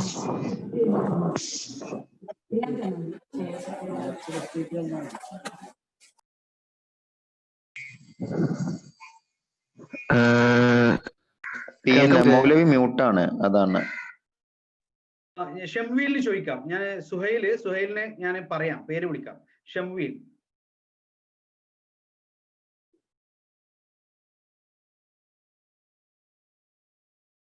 അത് കൈതട്ടിയതാണ്. ഓക്കെ. മുഹമ്മദ് നസീർ. അസ്സലാമു അലൈക്കും വറഹ്മത്തുള്ളാഹി. ഉസ്താദ്, എനിക്ക് ചോദിക്കാനുള്ളത്, ഇതിപ്പോ ട്രേഡ് ചെയ്യുന്നതിന്റെ കാര്യങ്ങളാണല്ലോ പറഞ്ഞത്. ഇതിന്റെ ഫ്രാഞ്ചൈസി എടുക്കുന്നതിനെ പറ്റി എന്താണ് അഭിപ്രായം? ഇപ്പൊ ഏതെങ്കിലും ഒരു കമ്പനിയുടെ നമ്മൾ ഫ്രാഞ്ചൈസി എടുക്കുകയാണ്, അതായത് ആസ് എ ബ്രോക്കർ, JRGO അല്ലെങ്കിൽ ജിയോജിത്ത് പോലെയുള്ള കമ്പനികൾക്ക് ഫ്രാഞ്ചൈസി കിട്ടുമല്ലോ. അപ്പൊ നമ്മൾ ആ ഒരു ഫ്രാഞ്ചൈസി ചെയ്യുമ്പോൾ ശ്രദ്ധിക്കേണ്ട കാര്യങ്ങൾ എന്തൊക്കെയാണെന്ന് പറയാമോ? കാരണം ഇതില് ഓൾമോസ്റ്റ് എല്ലാത്തിലും ഇൻവോൾവ് ആണ്. അതെ, ബ്രോക്കർ ഫ്രാഞ്ചൈസി ആണ് ഉദ്ദേശിച്ചത്. അല്ല, അവിടെ നമുക്ക് എന്താ പറയുക, നമുക്ക് ഈ ബ്രോക്കേഴ്സ് എന്ന് പറയുമ്പോൾ ഈ ബ്രോക്കേഴ്സിന്റെ ഇന്ന് നമ്മൾ കാണുന്ന അവരുടെ പ്രവർത്തനങ്ങളിൽ ഒരുപാട് ഇഷ്യൂസ് വരുന്നുണ്ട്. ഇപ്പോ ബ്രോക്കർ ഫ്രാഞ്ചൈസി നമ്മൾ എടുക്കുന്ന സമയത്ത് നമുക്കത് ഹലാലായ രൂപത്തിൽ മാത്രമേ നമ്മൾ ത്രൂ ആ ബിസിനസ് റൺ ചെയ്യുള്ളൂ എന്നുണ്ടെങ്കിൽ, ഇപ്പൊ ലിവറേജ് നമ്മൾ കൊടുക്കുന്നില്ല, അതേപോലെ നമുക്ക് അതിനെ പൂർണ്ണമായും ഹലാലായ രൂപത്തിൽ നിയന്ത്രിക്കാൻ സാധിക്കുമെങ്കിൽ സ്വാഭാവികമായിട്ട് നമുക്കത് ചെയ്യണമെങ്കിൽ ലൈസൻസ് ഉള്ള ബ്രോക്കേഴ്സിന് ത്രൂ മാത്രമേ നമുക്ക് ചെയ്യാൻ സാധിക്കുകയുള്ളൂ. അപ്പൊ അവിടെ നമുക്ക് എന്തായാലും ഒരു ബ്രോക്കറുടെ ഫ്രാഞ്ചൈസി എടുക്കൽ അനിവാര്യമായിട്ട് വരും, നിർബന്ധമായിട്ട് വരും. അപ്പോ സ്വാഭാവികമായും നമുക്ക് അത് എടുക്കുകയാണെങ്കിൽ നമ്മൾ മുഖേന ആ ബ്രോക്കർ ചെയ്യുന്ന അല്ലെങ്കിൽ ആ ബ്രോക്കറെ ഉപയോഗപ്പെടുത്തിക്കൊണ്ട് നമ്മൾ ചെയ്യുന്ന ബിസിനസ്സിൽ നിഷിദ്ധമായ കാര്യങ്ങൾ കടന്നു വരരുത് എന്നുള്ള നിർബന്ധം നമുക്ക് ഉണ്ടായിരിക്കണം. അപ്പൊ ആ ഒരു നിയന്ത്രണം നമുക്ക് സാധ്യമാണെങ്കിൽ മാത്രം നമുക്കത് അനുവദനീയമായി തീരും. അതായത് ടോട്ടലി നമ്മൾ ഇൻട്രാഡേ ട്രേഡിങ് അവോയ്ഡ് ചെയ്യേണ്ടി വരും, അല്ലെങ്കിൽ അത് ചെയ്യാൻ പറ്റത്തില്ല എന്ന് നമ്മൾ ക്ലയൻസിന്റെ അടുത്ത് പറയേണ്ടി വരും. എക്സാക്ട്ലി, അത് നമുക്ക് കൺട്രോൾ ചെയ്യാനും പറ്റണം. എന്ന് പറഞ്ഞു കഴിഞ്ഞാൽ ഉദാഹരണത്തിന് ഇപ്പൊ ഞാനൊരു പിന്നെ ട്രേഡിംഗ് ഫോർമാറ്റ് അല്ലെങ്കിൽ ഒരു പ്ലാറ്റ്ഫോം ഉണ്ടാക്കുന്ന കരുതാം. അപ്പൊ എനിക്ക് സ്വാഭാവികമായിട്ട് എനിക്ക് നേരിട്ട് ബ്രോക്കർ ലൈസൻസിങ് ഇല്ലാത്തൊരു വ്യക്തിയാണെങ്കിൽ സ്വാഭാവികമായും ഞാൻ അവിടെ ഒരു ബ്രോക്കറുടെ ഫ്രാഞ്ചൈസി ഓട്ടോമാറ്റിക്കലി എടുക്കേണ്ടി വരും. അപ്പൊ ഞാൻ ഇവിടെ പ്രൊവൈഡ് ചെയ്യുന്ന സർവീസസ് അല്ലെങ്കിൽ ഫെസിലിറ്റി എനിക്ക് നിയന്ത്രിക്കാൻ സാധിക്കണം. എന്ന് പറഞ്ഞു കഴിഞ്ഞാൽ അതിൽ ഞാൻ ലിവറേജ് എന്ന് പറയുന്ന സിസ്റ്റം എനിക്ക് ഉണ്ടാവുകയില്ല. ഞാനിവിടെ ഹലാലായ കമ്പനികളുടെ ഷെയർസ് സ്ക്രീൻ ചെയ്തിട്ടും അത് മാത്രമാണ് ട്രേഡിങ്ങിന് വേണ്ടിയിട്ട് എന്ത് ചെയ്യുന്നത്, മുന്നോട്ട് വെക്കുന്നത്. അതുപോലെ തന്നെ നേരത്തെ ഞാൻ പറഞ്ഞ ആ നിയമങ്ങളൊക്കെ പാലിച്ചുകൊണ്ടായിരിക്കണം എൻ്റെ ട്രേഡിംഗ് പ്ലാറ്റ്ഫോം പ്രവർത്തിക്കേണ്ടത്. ഇതിലെ മെയിൻ ഇൻകം വരുന്നത്, ഞാൻ കുറെ വർഷം മുന്നേ ഇതിൽ വർക്ക് ചെയ്തിട്ടില്ല. അതായത് ഒരു ഫ്രാഞ്ചൈസി എടുക്കുന്ന ആളുകൾ ഏറ്റവും കൂടുതൽ ഫോക്കസ് ചെയ്യുന്നത് ഇൻട്രാഡേ ബിസിനസ്സിലാണ്. കാരണം ആളുകൾ കൂടുതലായിട്ട് ട്രേഡ് ചെയ്യുന്നതും അവർക്ക് ഏറ്റവും കൂടുതൽ ബ്രോക്കറേജ് കിട്ടുന്നതും ആ ഒരു ബിസിനസ്സിലാണ്, ഇൻട്രാഡേ ട്രേഡിങ്ങിലാണ്. അപ്പോൾ അത് ചെയ്യുന്നില്ല എന്ന് പറഞ്ഞാൽ ഒബ്വിയസ്ലി സാധാ ക്ലയൻസ് പിന്നെ അങ്ങോട്ട് വരത്തില്ല. പിന്നെ അങ്ങനെ ഒരു ബിസിനസ്സേ അല്ല, അതാണ് നമുക്ക് ഹലാലായ നമ്മളെ സംബന്ധിച്ചിടത്തോളം ഒരു സംഗതിയുണ്ട്. ഇപ്പൊ ഈ ഇൻട്രാഡേ ട്രേഡിംഗ് എന്ന് പറയുമ്പോൾ അത് നിങ്ങൾ പറഞ്ഞല്ലോ, ഇപ്പൊ ഈ ബ്രോക്കേഴ്സ് ഫോക്കസ് ചെയ്യുന്ന ഇൻട്രാഡേ ട്രേഡിംഗിലാകുന്നത്, അതല്ലെങ്കിൽ ഇപ്പൊ ബ്രോക്കേഴ്സ് തമ്മിൽ ലിവറേജ് കൊടുക്കാൻ മത്സരിക്കുന്നത് എന്തുകൊണ്ടാന്ന് വെച്ചാൽ അവർ കടം തരുന്നത്, അവർ വെറുതെ ഒരാൾ നമുക്ക് കടം തരുന്നില്ലല്ലോ, പലിശയാണ് അവർക്ക് ആവശ്യം. അപ്പം നിങ്ങൾ ലോങ് ടേം ആയാലും അല്ലെങ്കിൽ ഇത്ര സമയത്തേക്ക് വരെ ലോങ് ടേം ആയിട്ടോ അല്ലെങ്കിൽ നമുക്ക് സ്വിംഗ് ട്രേഡിങ്ങിന് വേണ്ടിയും ലിവറേജ് കൊടുക്കുന്ന ബ്രോക്കേഴ്സ് ഉണ്ട്. പക്ഷെ അവിടെ നമുക്ക് അവർ വ്യക്തമായ പലിശ നമ്മളുടെ കയ്യിൽ നിന്ന് ഈടാക്കും. ഇപ്പൊ സ്വിംഗ് ട്രേഡിംഗിൽ നമ്മൾ ലിവറേജ് എടുക്കുകയാണെങ്കിൽ ഇൻട്രസ്റ്റ് നിർബന്ധമായിട്ട് നമ്മൾ കൊടുക്കണം. എന്തുകൊണ്ടാണ് ഇൻട്രാഡേ ട്രേഡിംഗിൽ ഇതേ ബ്രോക്കർ നമ്മളുടെ കയ്യിൽ നിന്ന് പലിശ വാങ്ങിക്കാത്തത്? നമ്മൾ ബുദ്ധിയുള്ളവരാണല്ലോ, ചിന്തിച്ചാൽ മതി. കാരണം അതേ പലിശ അയാൾക്ക് ബ്രോക്കറേജ് ആയിട്ട് അവിടെ ലഭിക്കുന്നത് കൊണ്ടാണ്. അതുകൊണ്ട് തന്നെയാണ് പണ്ഡിതന്മാർ വളരെ വ്യക്തമായിട്ട് വിശദമാക്കിയിട്ടുണ്ട്, ലിവറേജ് എന്ന് പറയുന്നത് നിശ്ചിതമായിട്ടുള്ള കാര്യമാണ്. അപ്പോൾ നമ്മുടെ ഇത്തരം വിഷയങ്ങളിലെ ഒരു വ്യക്തിപരമായ തീരുമാനങ്ങൾ എന്നതിലപ്പുറത്തേക്ക് പണ്ഡിത സഭകൾ നൽകിയിട്ടുള്ള തീരുമാനങ്ങൾ വളരെ സുപ്രധാനമാണ്. അതിൽപ്പെട്ടതാണ് പിന്നെ മജ്മഉൽ ഫിഖ്ഹുൽ ഇസ്ലാം, ലോകത്തിന്റെ നാനാഭാഗത്തു നിന്നുമുള്ള കർമ്മശാസ്ത്ര പണ്ഡിതന്മാരെ ഉൾക്കൊള്ളുന്ന ഒരു പണ്ഡിത സഭയാണ്. അവർ കൃത്യമായ ആ വിഷയത്തിൽ തീരുമാനം രേഖപ്പെടുത്തിയിട്ടുണ്ട്. ലിവറേജ് എന്ന് പറയുന്നത് നിഷിദ്ധമാണ്. അപ്പൊ നമ്മളെ സംബന്ധിച്ചിടത്തോളം നമ്മൾ ഒരു ഹലാൽ പ്ലാറ്റ്ഫോം, ട്രേഡിംഗ് പ്ലാറ്റ്ഫോം നമുക്ക് ഉണ്ടാക്കാൻ സാധിക്കുകയാണെങ്കിൽ നമുക്കത് അനുവദനീയമാണ്. അതിനാവശ്യമായിട്ടുള്ള ഫ്രാഞ്ചൈസി എടുക്കലും നമുക്ക് അനുവദനീയമായിരിക്കും. പക്ഷെ അല്ലാത്ത നിലക്ക് ഈ പറഞ്ഞ സംഗതികളാണെങ്കിൽ നമുക്ക് നിഷിദ്ധമായ ഒരു ഇൻകം ആയിട്ടായിരിക്കും അത് നമ്മൾ കൺസിഡർ ചെയ്യുക, അനുവദനീയമാകുകയില്ല. ഇൻഷാ അല്ലാഹ്, ഇൻഷാ അല്ലാഹ്. ജസാക്കുമുല്ലാഹ് ഖൈർ. ബാറക്കല്ലാഹ്.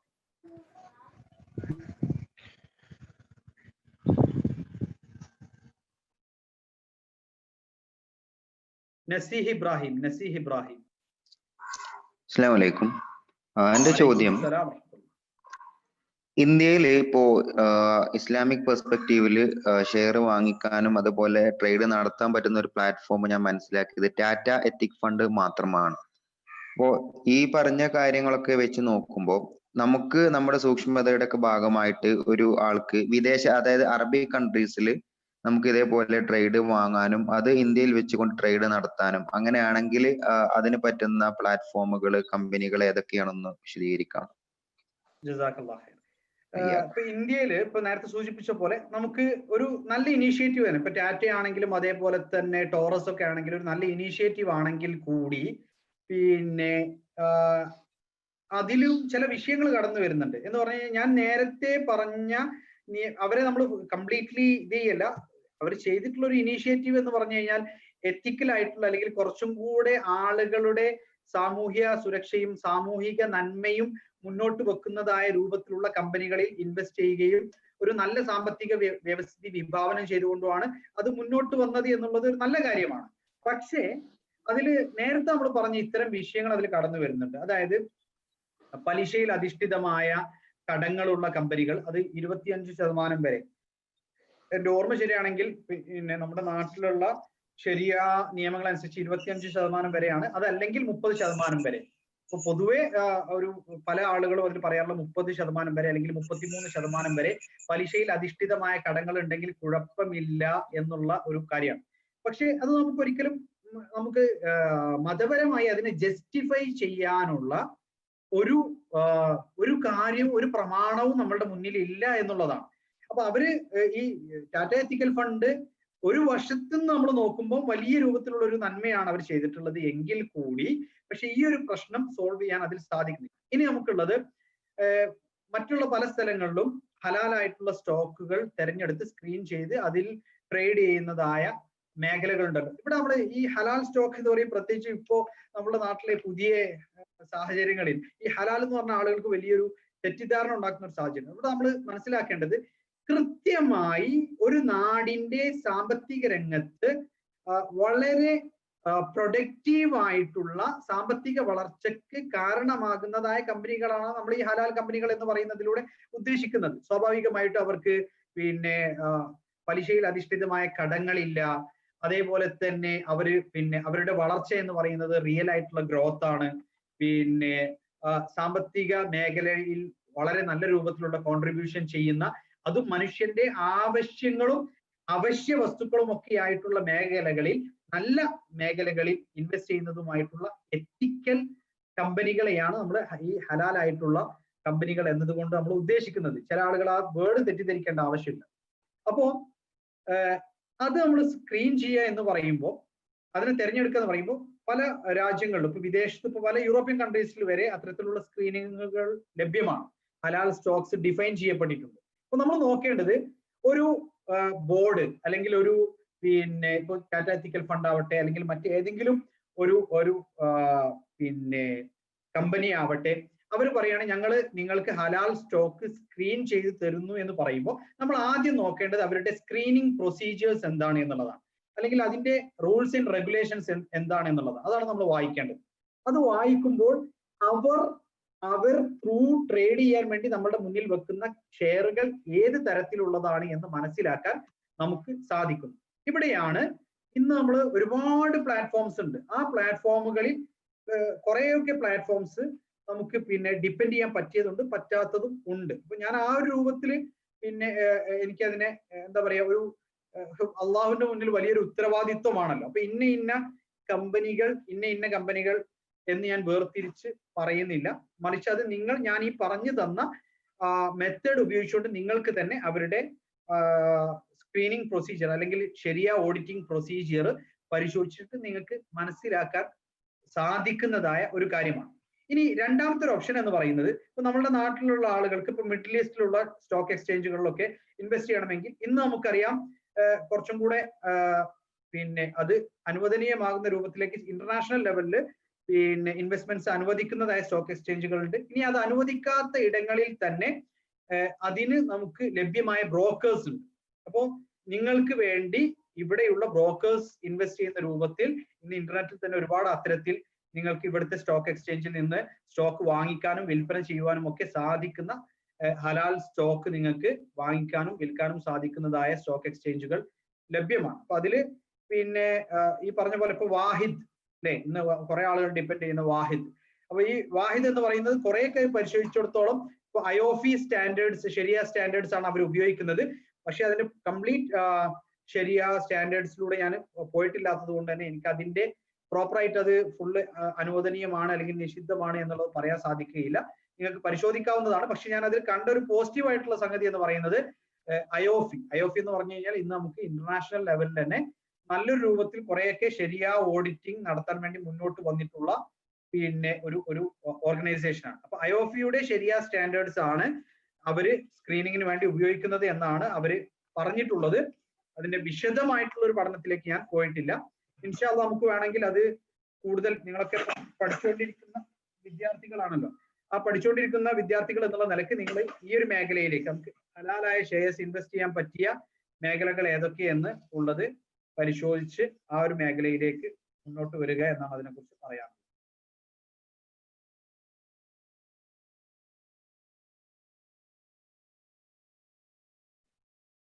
ഓക്കെ, നസീഹ് ഇബ്രാഹിം ആണ് ഇപ്പോൾ സംസാരിച്ചത്. സുഹൈൽ അബ്ദുസലാം. സുഹൈൽ. അസ്സലാമലൈക്കും. വലൈക്കും സലാം. ഞാൻ ആക്ച്വലി കുറച്ച് വൈകിയാണ് കയറിയത്, അതുകൊണ്ട് തന്നെ ഞാൻ തുടക്കം കേട്ടില്ലായിരുന്നു. ഞാൻ ആദ്യം സംശയം ചോദിക്കാൻ ഉദ്ദേശിച്ചത് ലെവറേജിനെ പറ്റി തന്നെയായിരുന്നു. പിന്നെ അത് ഇടയ്ക്ക് പറഞ്ഞു പോയി സംശയത്തിനിടയിൽ. അതായത് നമ്മള് ഇൻട്രസ്റ്റ് എന്ന പേരിൽ ഒരു ചാർജ് ഈടാക്കണില്ലെങ്കിലും ബ്രോക്കറേജ് എന്ന് പറഞ്ഞെടുക്കുന്ന ഇൻട്രസ്റ്റ് ആയിട്ട് പരിഗണിക്കേണ്ടി വരും എന്നാണ് പറഞ്ഞതല്ലേ? അതെ, അത് എന്താന്ന് വെച്ചാല് നമുക്ക് ഇസ്ലാമികമായിട്ടുള്ള ഒരു ബേസിക് പ്രിൻസിപ്പിൾ നമ്മൾ മനസ്സിലാക്കുക. കുല്ലു ഖർദിൻ ജറ നഫ്അൻ ഫഹുവ റിബ. ഞാൻ ഒരാൾക്ക് പണം കടമായി നൽകുന്നു, പണം കടമായിട്ട് കൊടുക്കുന്നത് എനിക്ക് അയാളിൽ നിന്ന് സാമ്പത്തികമായ ഒരു നേട്ടം പ്രതീക്ഷിച്ചുകൊണ്ടാണെങ്കിൽ, കടം എന്ന് പറയുന്ന സംഗതിയോടൊപ്പം എനിക്ക് ആ കടം തിരികെ ലഭിക്കുന്നതോടൊപ്പം അയാൾ മുഖേന എനിക്ക് സ്വന്തമായി ഒരു സാമ്പത്തിക നേട്ടം ഉണ്ടാക്കാൻ കൂടി വേണ്ടിയാണെങ്കിൽ അത് നിഷിദ്ധമായിട്ടുള്ള സംഗതിയാണ്, അല്ലെങ്കിൽ പലിശയുടെ പരിധിയിൽ വരുന്നതാണ്. അതാണ് പലിശയുടെ ഒരു ബേസിക് പ്രിൻസിപ്പിൾ ആണ് കുല്ലു ഖർദിൻ. നിങ്ങൾക്ക് വേണമെങ്കിൽ നോട്ട് ചെയ്യാം, പ്രത്യേകിച്ച് റോബോത്തിലെ കുട്ടികൾക്ക് നോട്ട് ചെയ്യാം. കുല്ലു ഖർദിൻ ജറ നഫ്അൻ ഫഹുവ റിബ. കുല്ലു ഖർദിൻ ജറ നഫ്അൻ ഫഹുവ റിബ. അഥവാ നമ്മൾ നൽകുന്ന കടത്തിൽ നിന്ന് ഒരു സാമ്പത്തികമായ പ്രത്യുപകാരം പ്രതീക്ഷിച്ചുകൊണ്ട് നൽകുന്ന കടങ്ങൾ പലിശയുടെ ഗണത്തിൽ വരുന്നതാണ്. അതുകൊണ്ടാണ് പണ്ഡിത സഭകളൊക്കെ ലിവറേജ് നിഷിദ്ധമാണ് എന്ന് പറഞ്ഞിട്ടുള്ളത്. പിന്നെ അതേപോലെ തന്നെ രണ്ടാമത് ഇപ്പോ 25%, 30% എന്നൊക്കെ പറഞ്ഞത് പലിശയിൽ അധിഷ്ഠിതമായ കടമാണോ, അതോ കേവലം കടം എന്ന് മൊത്തത്തിൽ പറയുന്ന ഒരു പരിപാടി ഈ ശതമാനത്തിൽ കൂടുതലായാലാണോ പരിഗണിക്കുന്നത്, അതോ പലിശയിൽ അധിഷ്ഠിതമായ കടം എന്നാണോ? യഥാർത്ഥ ഇതില് വരുന്ന സംഗതി എന്താണെന്ന് വെച്ചാല് പലിശയിൽ അധിഷ്ഠിതമായ കടങ്ങൾ, ആ പലിശയിൽ അധിഷ്ഠിതമായ കടങ്ങളാണ് നമ്മൾ ഈ ശതമാനം എന്ന് പറഞ്ഞത്. അപ്പം പലിശയിൽ അധിഷ്ഠിതമായ കടങ്ങൾ എന്നുള്ളതിനെ നമുക്ക് മതപരമായിട്ട് പരിശോധിക്കുകയാണെങ്കിൽ അവിടെ എവിടെയും നമുക്ക് ഈ രൂപത്തിലുള്ള ഒരു ഡിഫറൻഷിയേഷൻ, അതായത് ഇത്ര ശതമാനം വരെ പലിശയിൽ അധിഷ്ഠിതമായ കടങ്ങളാകാം, ഇത്ര ശതമാനം ആകാൻ പറ്റുകയില്ല എന്ന് എവിടെയും ഇല്ല. അതെല്ലാവരും ഒരുപോലെ അംഗീകരിക്കുന്നതായ ഒരു സംഗതിയാണ്. അതിൽ ആർക്കും തർക്കമില്ല. നമുക്കറിയാലോ പലിശയുടെ ചെറിയ അംശമാണെങ്കിൽ പോലും നമുക്ക് നിഷിദ്ധമാണ്. പിന്നെ യാ അയ്യുഹല്ലദീന ആമനു തഖുല്ലാഹ വദറൂ മാ ബഖിയ മിനർ റിബ ഇൻ കുൻതും മുഅ്മിനീൻ. അപ്പം പലിശയുടെ ചെറിയ അംശമാണെങ്കിൽ പോലും നിങ്ങൾ അത് വർജിക്കുക എന്നുള്ളത് തന്നെയാണ് പ്രമാണം പറഞ്ഞിട്ടുള്ളത്. പക്ഷേ ഇന്നത്തെ സ്റ്റോക്ക് പിന്നെ നമ്മൾ പരിശോധിക്കുകയാണെങ്കിൽ, അല്ലെങ്കിൽ കമ്പനികളെ പരിശോധിക്കുകയാണെങ്കിൽ, ഒരു നല്ലൊരു ശതമാനം കമ്പനികൾ ഇത്തരത്തിൽ പലിശയിൽ അധിഷ്ഠിതമായ കടങ്ങളുള്ള കമ്പനികളായിരിക്കും. അതുകൊണ്ട് നമുക്കത് ഒഴിവാക്കാൻ സാധ്യമല്ല എന്നതിൽ നിന്നാണ് പിന്നീട് ചില പണ്ഡിതന്മാർ നമുക്ക് ഇങ്ങനെ ഒരു എക്സെപ്ഷൻ വെക്കാം എന്നതിലേക്ക് പോയത്. പക്ഷേ സത്യത്തിൽ അതിനെ ജസ്റ്റിഫൈ ചെയ്യാൻ ഒരു പ്രമാണവും ഇല്ല എന്നുള്ളതാണ് വലിയ പ്രശ്നം. നമുക്കൊരു കാര്യം നിഷിദ്ധമായ ഒരു കാര്യം ഇത്ര വരെയാണെങ്കിൽ അതിന് കുഴപ്പമില്ല എന്ന് പറയണമെങ്കിൽ അങ്ങനെ ഒരു ലിമിറ്റ് വെക്കണമെങ്കിൽ അതിനൊരു ഇസ്ലാമിക് ജസ്റ്റിഫിക്കേഷൻ അല്ലെങ്കിൽ ഒരു പ്രമാണം ആവശ്യമാണ്. പക്ഷെ അങ്ങനെ ഒരു പ്രമാണവും അവരുടെ കയ്യിൽ ഇല്ല എന്നുള്ളത് പരിശോധിക്കുന്ന ആർക്കും വളരെ വ്യക്തമാണ്. അതാണ് ഇതിലുള്ളൊരു വിഷയം. ഇപ്പൊ ഞാന് എന്നെ സംബന്ധിച്ചിടത്തോളം എനിക്ക് വേണമെങ്കിൽ കുറച്ചുകൂടി ഒരു ആക്സെപ്റ്റൻസ് ഇപ്പം കുട്ടികളുടെ ഇടയിൽ കുറച്ചുകൂടി ആക്സെപ്റ്റൻസ് കിട്ടാൻ വേണ്ടിയിട്ട് അത് കുഴപ്പമില്ല, ഞങ്ങൾ 30% വരെ ആണെങ്കിൽ കുഴപ്പമില്ല എന്ന് പറയുകയാണെങ്കിൽ ചിലപ്പോൾ എനിക്ക് ഒരുപാട് ആക്സെപ്റ്റൻസ് കിട്ടിയെന്ന് വരും. പക്ഷെ ഞാൻ പറയുന്നത് മതപരമായ ഒരു വിഷയമായതുകൊണ്ട് തന്നെ നാളെ റബ്ബിന്റെ മുന്നിൽ വലിയൊരു ഉത്തരവാദിത്തമാണ് ഞാൻ പറയുന്നത്. അപ്പോൾ അതിന്റെ സത്യത്തിൽ ഞാൻ കണ്ടത് ന്യൂ ജനറേഷൻ ആണെങ്കിൽ കൂടി വിദ്യാർത്ഥികളും മറ്റുള്ള എല്ലാവരും ആഗ്രഹിക്കുന്നത് നിങ്ങൾ ഞങ്ങൾക്ക് വ്യക്തമായ ആ കാര്യം കൂടി പറഞ്ഞാൽ അതാണ് വേണ്ടത്. എന്ന് പറഞ്ഞു കഴിഞ്ഞാൽ ഞങ്ങൾക്ക് വേണ്ടിയിട്ട് നിങ്ങളൊരു കാര്യം ജസ്റ്റിഫൈ ചെയ്ത് പറഞ്ഞു തരേണ്ട ആവശ്യമില്ല. അപ്പൊ അങ്ങനെ ഒരു ചിന്തയിൽ നിന്നാണ് പലപ്പോഴും അത്തരം ജസ്റ്റിഫിക്കേഷൻസിലേക്ക് ആളുകൾ പോകുന്നത്. പക്ഷെ ഒരു മുസ്ലിം ഉമ്മത്തിലെ ഒരു എന്താ പറയാ ഒരു മതപരമായ നിയമങ്ങളിൽ ജീവിക്കുന്നവരെ അവരാഗ്രഹിക്കുന്നത് എന്താണ് അതിലുള്ള ശരിയായ വശം അത് അറിയാൻ വേണ്ടി. അത് വളരെ കൃത്യമാണ്. പിന്നെ പലിശയിൽ അധിഷ്ഠിതമായ കടങ്ങൾ ഒരു കമ്പനിക്ക് ഉണ്ടെങ്കിൽ ആ കമ്പനിയുടെ ഷെയറുകൾ നമുക്ക് നിഷിദ്ധമായിരിക്കും എന്നുള്ളത് തന്നെയാണ് അവിടെ ഉള്ളത്. കാരണം ഒരു കമ്പനിയുടെ ഷെയർ ഞാൻ വാങ്ങുമ്പോൾ ആ കമ്പനിയുടെ ഉടമസ്ഥരിൽ അഥവാ കമ്പനിയുടെ ക്രയവിക്രയങ്ങളിൽ ഉത്തരവാദിത്വം എനിക്കും ഉണ്ടാകുകയാണ് അവിടെ ചെയ്യുന്നത്. ഇനി നമ്മൾ മനസ്സിലാക്കേണ്ടത് ഇത്തരത്തിൽ മിക്സഡ് ആയിട്ടുള്ള അല്ലെങ്കിൽ ഹലാലും ഹറാമും കൂടിക്കലർന്ന ഇൻകം ഉള്ള ഒരു കമ്പനിയാണ് എങ്കിൽ നമ്മൾ അതിന്റെ ഷെയർ വാങ്ങിച്ചു പോയി അല്ലെങ്കിൽ അതിന് ഡിവിഡൻഡ് നമുക്ക് വന്നു, നമ്മൾ ചെയ്യേണ്ടത് അതിന്റെ മൊത്തം അസറ്റ് നമ്മൾ കണക്കാക്കുക അല്ലെങ്കിൽ അതിന്റെ ബാലൻസ് ഷീറ്റ് നമ്മൾ എടുത്തു നോക്കിയിട്ട് പിന്നെ അതിൽ എത്രയാണ് ഈ ഹറാമിൽ നിന്ന് വന്നിട്ടുള്ള ഇൻകം, അതിന്റെ പെർസെൻറ്റേജ് എത്രയാണെന്ന് നോക്കിയിട്ട് നമുക്ക് ലഭിച്ചിട്ടുള്ള ഡിവിഡൻഡിൽ നിന്ന് ആ ഒരു ശതമാനം നമ്മൾ പാവപ്പെട്ട ആളുകൾക്ക് നൽകിക്കൊണ്ട് നമ്മളുടെ കയ്യിൽ നിന്ന് ഒഴിവാക്കേണ്ടതുണ്ട്. അപ്പോൾ നമ്മുടെ കയ്യിൽ നിഷിദ്ധമായ ധനം വന്നാൽ നബി സല്ലല്ലാഹു അലൈഹി വസല്ലം അതിനെക്കുറിച്ച് പരാമർശിച്ചിട്ടുള്ള തസദ്ദഖ് അലൽ ഫുഖറാ, പാവപ്പെട്ടവർക്ക് നൽകുക എന്നുള്ളതാണ്. അപ്പൊ പാവപ്പെട്ടവർക്ക് നൽകിയിട്ട് നമ്മുടെ കയ്യിൽ നിന്ന് അത് ഒഴിവാക്കേണ്ടതുണ്ട്. അപ്പൊ ഞാൻ മനസ്സിലാക്കിയ അതിലുള്ള ശരിയായ വശമാണ് പറഞ്ഞത്. അതിൽ രണ്ട് അഭിപ്രായങ്ങൾ പണ്ഡിത ലോകത്തുണ്ട്. നേരത്തെ ഞാൻ പറഞ്ഞതുപോലെ ഇത്ര ശതമാനമാണെങ്കിൽ കുഴപ്പമില്ല എന്ന് പറഞ്ഞ ആളുകളുണ്ട്, ശരിയാ ബോർഡുകളുണ്ട്. നമ്മുടെ നാട്ടില് പല ശരിയാ ബോർഡുകളും ആ ഒരു തീരുമാനത്തിലേക്കാണ് പോയിട്ടുള്ളത്. അത് നിങ്ങൾക്ക് പരിശോധിക്കാവുന്നതാണ്. പക്ഷെ എനിക്ക് അതിൽ ശരിയായി മനസ്സിലാക്കാൻ സാധിച്ചത് അത്തരത്തിൽ പലിശയിൽ അധിഷ്ഠിതമായ കടങ്ങൾ ഉണ്ടെങ്കിൽ അവിടെ നമുക്ക് അത്തരം സ്റ്റോക്കുകളിൽ ഇൻവെസ്റ്റ് ചെയ്യുന്നത് നിഷിദ്ധമായിരിക്കും. കാരണം നമ്മൾ സ്റ്റോക്കിൽ ഇൻവെസ്റ്റ് ചെയ്യുക എന്ന് പറയുന്നത് നിർബന്ധമായ ഒരു സംഗതിയല്ല. അപ്പൊ നമ്മൾ അതിന് നിർബന്ധിതരല്ല.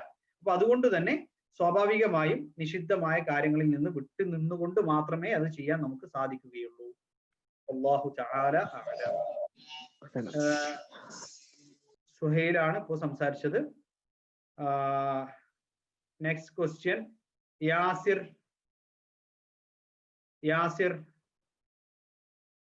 യാസിറിന് ചോദിക്കാം. വഅലൈക്കും അസ്സലാം വറഹ്മത്തുള്ളാഹി. വഅലൈക്കും അസ്സലാം വറഹ്മത്തുള്ളാഹി. കേൾക്കുന്നുണ്ട്, പറഞ്ഞോളൂ. എനിക്ക് ചോദിക്കാനുള്ളത് ഇൻഡെക്സ് ഫണ്ടുകൾ ഉണ്ടാവില്ല, കമ്പനികളും ബാങ്കുകളും ഇൻക്ലൂഡ് ആയതുകൊണ്ട് നമുക്കത് വാങ്ങാൻ പറ്റുമെന്ന് അറിയാമല്ലോ.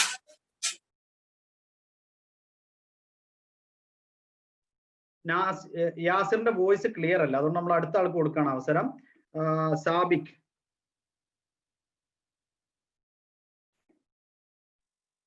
ചോദിച്ചോ.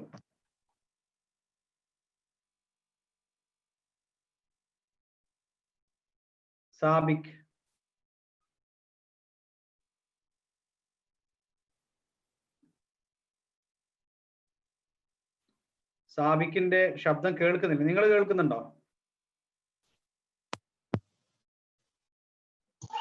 സാബിക്കിന്റെ ശബ്ദം കേൾക്കുന്നില്ല. അടുത്ത ആൾക്ക് ഹലോ ഇപ്പൊ ഹോസ്റ്റ് സംസാരിച്ചോളൂ, മോഡറേറ്റർ സംസാരിച്ചോളൂ.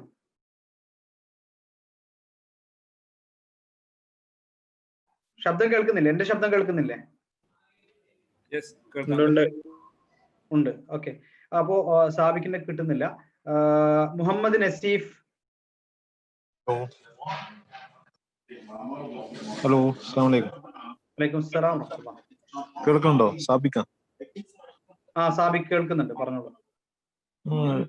ഉസ്താദ്, മുന്നത്തെ നമ്മള് കേട്ടുള്ള ശരിയ പ്രകാരം ടാറ്റ എത്തിക്കൽ ഫണ്ടിൽ ഇൻവെസ്റ്റ് ചെയ്യാന്നാണ് പറഞ്ഞിരുന്നത്, കേട്ടിട്ടുള്ളത്. അപ്പൊ മുന്നത്തെ ഏതൊരു ക്വസ്റ്റ്യനില് ഉസ്താദ് അതിലെന്തോ ഒരു പ്രശ്നം പറഞ്ഞു, അത് എന്തോ ഒന്ന് ക്ലിയർ ആയില്ല, അതൊന്ന് വ്യക്തമാക്കോ. ഇതില് ചെയ്യാൻ പറ്റുമോ എന്നുള്ളതൊന്ന് പറയാം ഇസ്ലാമികപരമായിട്ട്. ഓക്കെ, ജസാക്കല്ലാഹ് ഖൈർ. ഞാൻ ടാറ്റ എത്തിക്കൽ ഫണ്ടിൽ ഞാൻ അതിൽ സൂചിപ്പിച്ച ഒരു കാര്യം, അതിന്റെ സ്ക്രീനിങ് പ്രൊസീജിയർ നിങ്ങൾ പരിശോധിക്കുക. അതിൽ നിങ്ങൾ പരിശോധിക്കേണ്ട ഈ ഒരു സംഗതി, അഥവാ ഇൻട്രസ്റ്റ് ഓറിയന്റഡ് ആയിട്ടുള്ള കടം, ഡെറ്റ്, അതൊരു കമ്പനിക്ക് അവർ എത്ര അനുവദിക്കുന്നുണ്ട്, അത് അവരുടെ സ്ക്രീനിങ് പ്രൊസീജിയറിൽ അല്ലെങ്കിൽ ശരിയാ റെഗുലേഷൻസിൽ അവർ പറയുന്നുണ്ടായിരിക്കണം. അപ്പൊ അത് നിങ്ങൾ പരിശോധിക്കുക. അതിൽ അവര് അത്തരത്തിലുള്ള ഇൻട്രസ്റ്റ് ഓറിയന്റഡ് ആയിട്ടുള്ള ഡെറ്റ് അവർ അനുവദിക്കുന്നില്ല എന്നുണ്ടെങ്കിൽ ടാറ്റ എത്തിക്കൽ ഫണ്ടിൽ ഇൻവെസ്റ്റ് ചെയ്യുന്നതിൽ ഒരു കുഴപ്പമില്ല. ഞാൻ പറഞ്ഞത് ടാറ്റ എത്തിക്കൽ ഫണ്ട് ആകട്ടെ മറ്റേത് ഫണ്ട് ആയിരിക്കട്ടെ, നമ്മളൊരു സ്ക്രീനിങ് പ്രൊസീജിയർ പഠിച്ചു. അതിലാണ് സ്വാഭാവികമായിട്ടും നമുക്ക് നിഷിദ്ധമായിട്ടുള്ള ആക്ടിവിറ്റീസ് ഒഴിവാക്കുക എന്നുള്ളത്. അത് ടാറ്റ എത്തിക്കൽ ഫണ്ടിൽ വളരെ ക്ലിയർ ആണ്.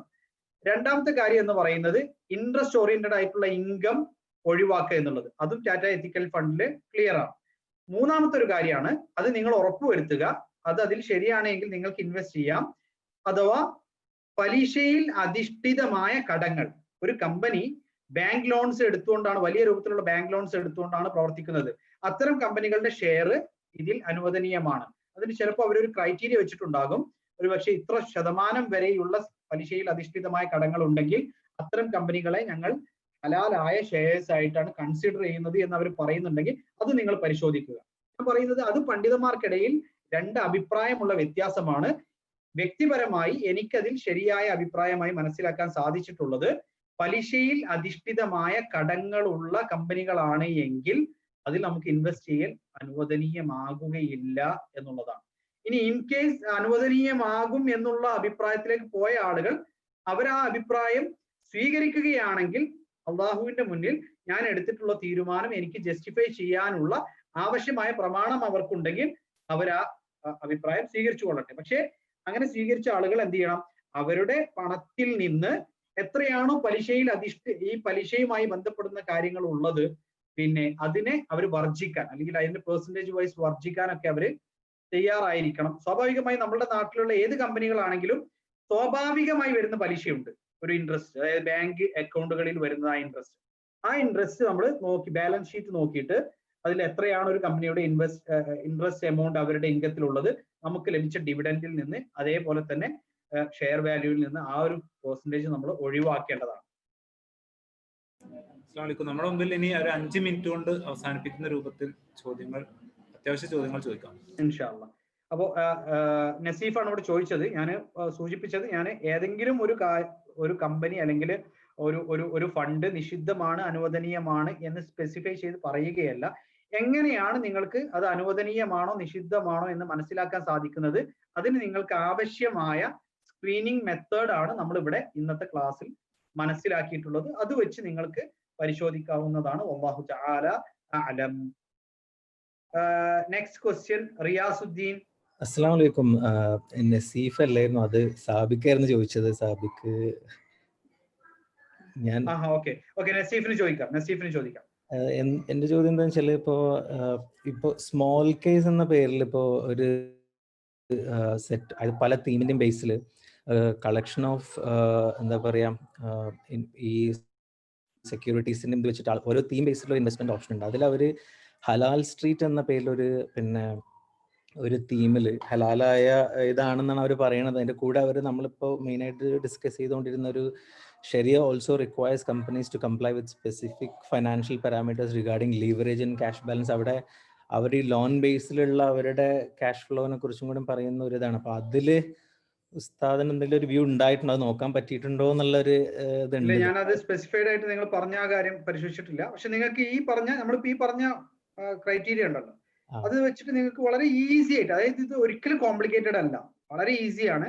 അതിൽ നമുക്ക് പിന്നെ ഈ പറഞ്ഞ പാരാമീറ്റേഴ്സ് ഉപയോഗിച്ച് ഈ പറഞ്ഞ പാരാമീറ്റേഴ്സ് ആണ് അവർക്ക് നിങ്ങൾക്ക് ധൈര്യമായിട്ട് ഇൻവെസ്റ്റ് ചെയ്യാം. പിന്നെ അവരത് പാലിക്കുന്നുണ്ടോ ഇല്ലയോ അത് നമ്മളെ സംബന്ധിച്ചിടത്തോളം ബാധ്യതയല്ല. കാരണം നമ്മളെ സംബന്ധിച്ചിടത്തോളം നമ്മൾ ഒരു വിശ്വാസയോഗ്യമായ ആളുകളാണ്.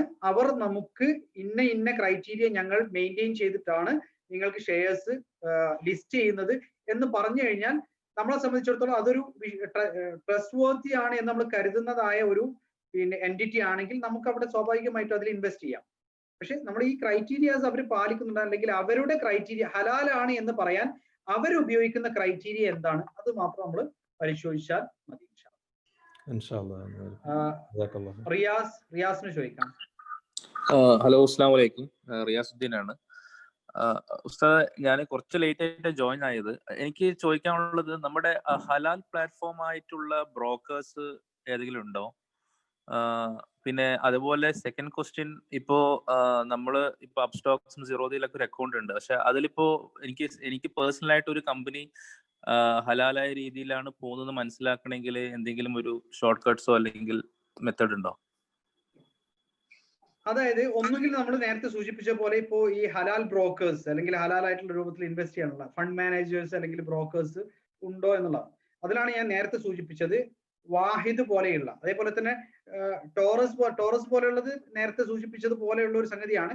ഇവരുടെയൊക്കെ ശരിയ സ്ക്രീനിങ് മെത്തേഡ്സ് അവർ മെൻഷൻ ചെയ്യുന്നുണ്ട്. അതായത് ഞങ്ങൾ ഒരു ഷെയറിനെ കുറിച്ചിട്ട് അത് അനുവദനീയമാണ് എന്ന് പറയാൻ ഞങ്ങൾ സ്വീകരിക്കുന്ന രീതിശാസ്ത്രം ഇന്നതാണ് എന്ന് അവർ പറയുന്നുണ്ട്. അപ്പൊ അതിൽ ഇപ്പോ കോമൺ ആയിട്ട് ആളുകൾ ഉപയോഗിക്കുന്ന അല്ലെങ്കിൽ പിന്നെ ഒരു സംഗതി എന്ന് പറയുന്നത് വാഹിദ് എന്ന് പറയുന്ന ഇൻവെസ്റ്റ്മെന്റ് പ്ലാറ്റ്ഫോം ആണ് പൊതുവെ. അപ്പൊ ഞാൻ ആ രൂപത്തിലുള്ള ഒരു ഇതിലേക്ക് പോയിട്ടില്ല. പിന്നെ ഇവിടെ നമുക്ക് മിഡിൽ ഈസ്റ്റിലൊക്കെ ആണെങ്കിൽ ശരിക്കും ഇവിടെയുള്ള അയോഫി പോലെയുള്ള പിന്നെ ഒരു മിനിറ്റ്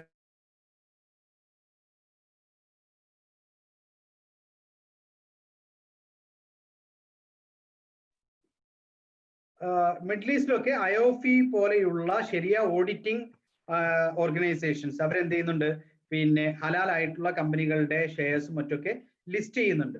അപ്പോൾ അങ്ങനെയുള്ള ഒരുപാട് ഓഡിറ്റിംഗ് ശരിയ ഓഡിറ്റിംഗ് പ്ലാറ്റ്ഫോംസ് ഇവിടെ മിഡിൽ ഈസ്റ്റിലൊക്കെ അവൈലബിൾ ആണ്. അപ്പൊ അവരെന്ത് ചെയ്യുന്നുണ്ട്, ഇപ്പോൾ ഹലാലായിട്ടുള്ള കമ്പനികൾ ഇന്നതാണ് എന്നുള്ളത് അവർ ലിസ്റ്റ് ചെയ്യുന്നുണ്ട്. ആ ലിസ്റ്റ് ചെയ്യുന്ന ബോർഡ് ആരാണോ അവരവരുടെ ഒരു കമ്പനിയെ കുറിച്ചിട്ട് ഹലാലാണ് എന്ന് പറയാനുള്ള പാരാമീറ്റേഴ്സ് എന്താണ് അവർ മെൻഷൻ ചെയ്യുന്നുണ്ട്. അതാണ് നമ്മൾ പരിശോധിക്കേണ്ടത്.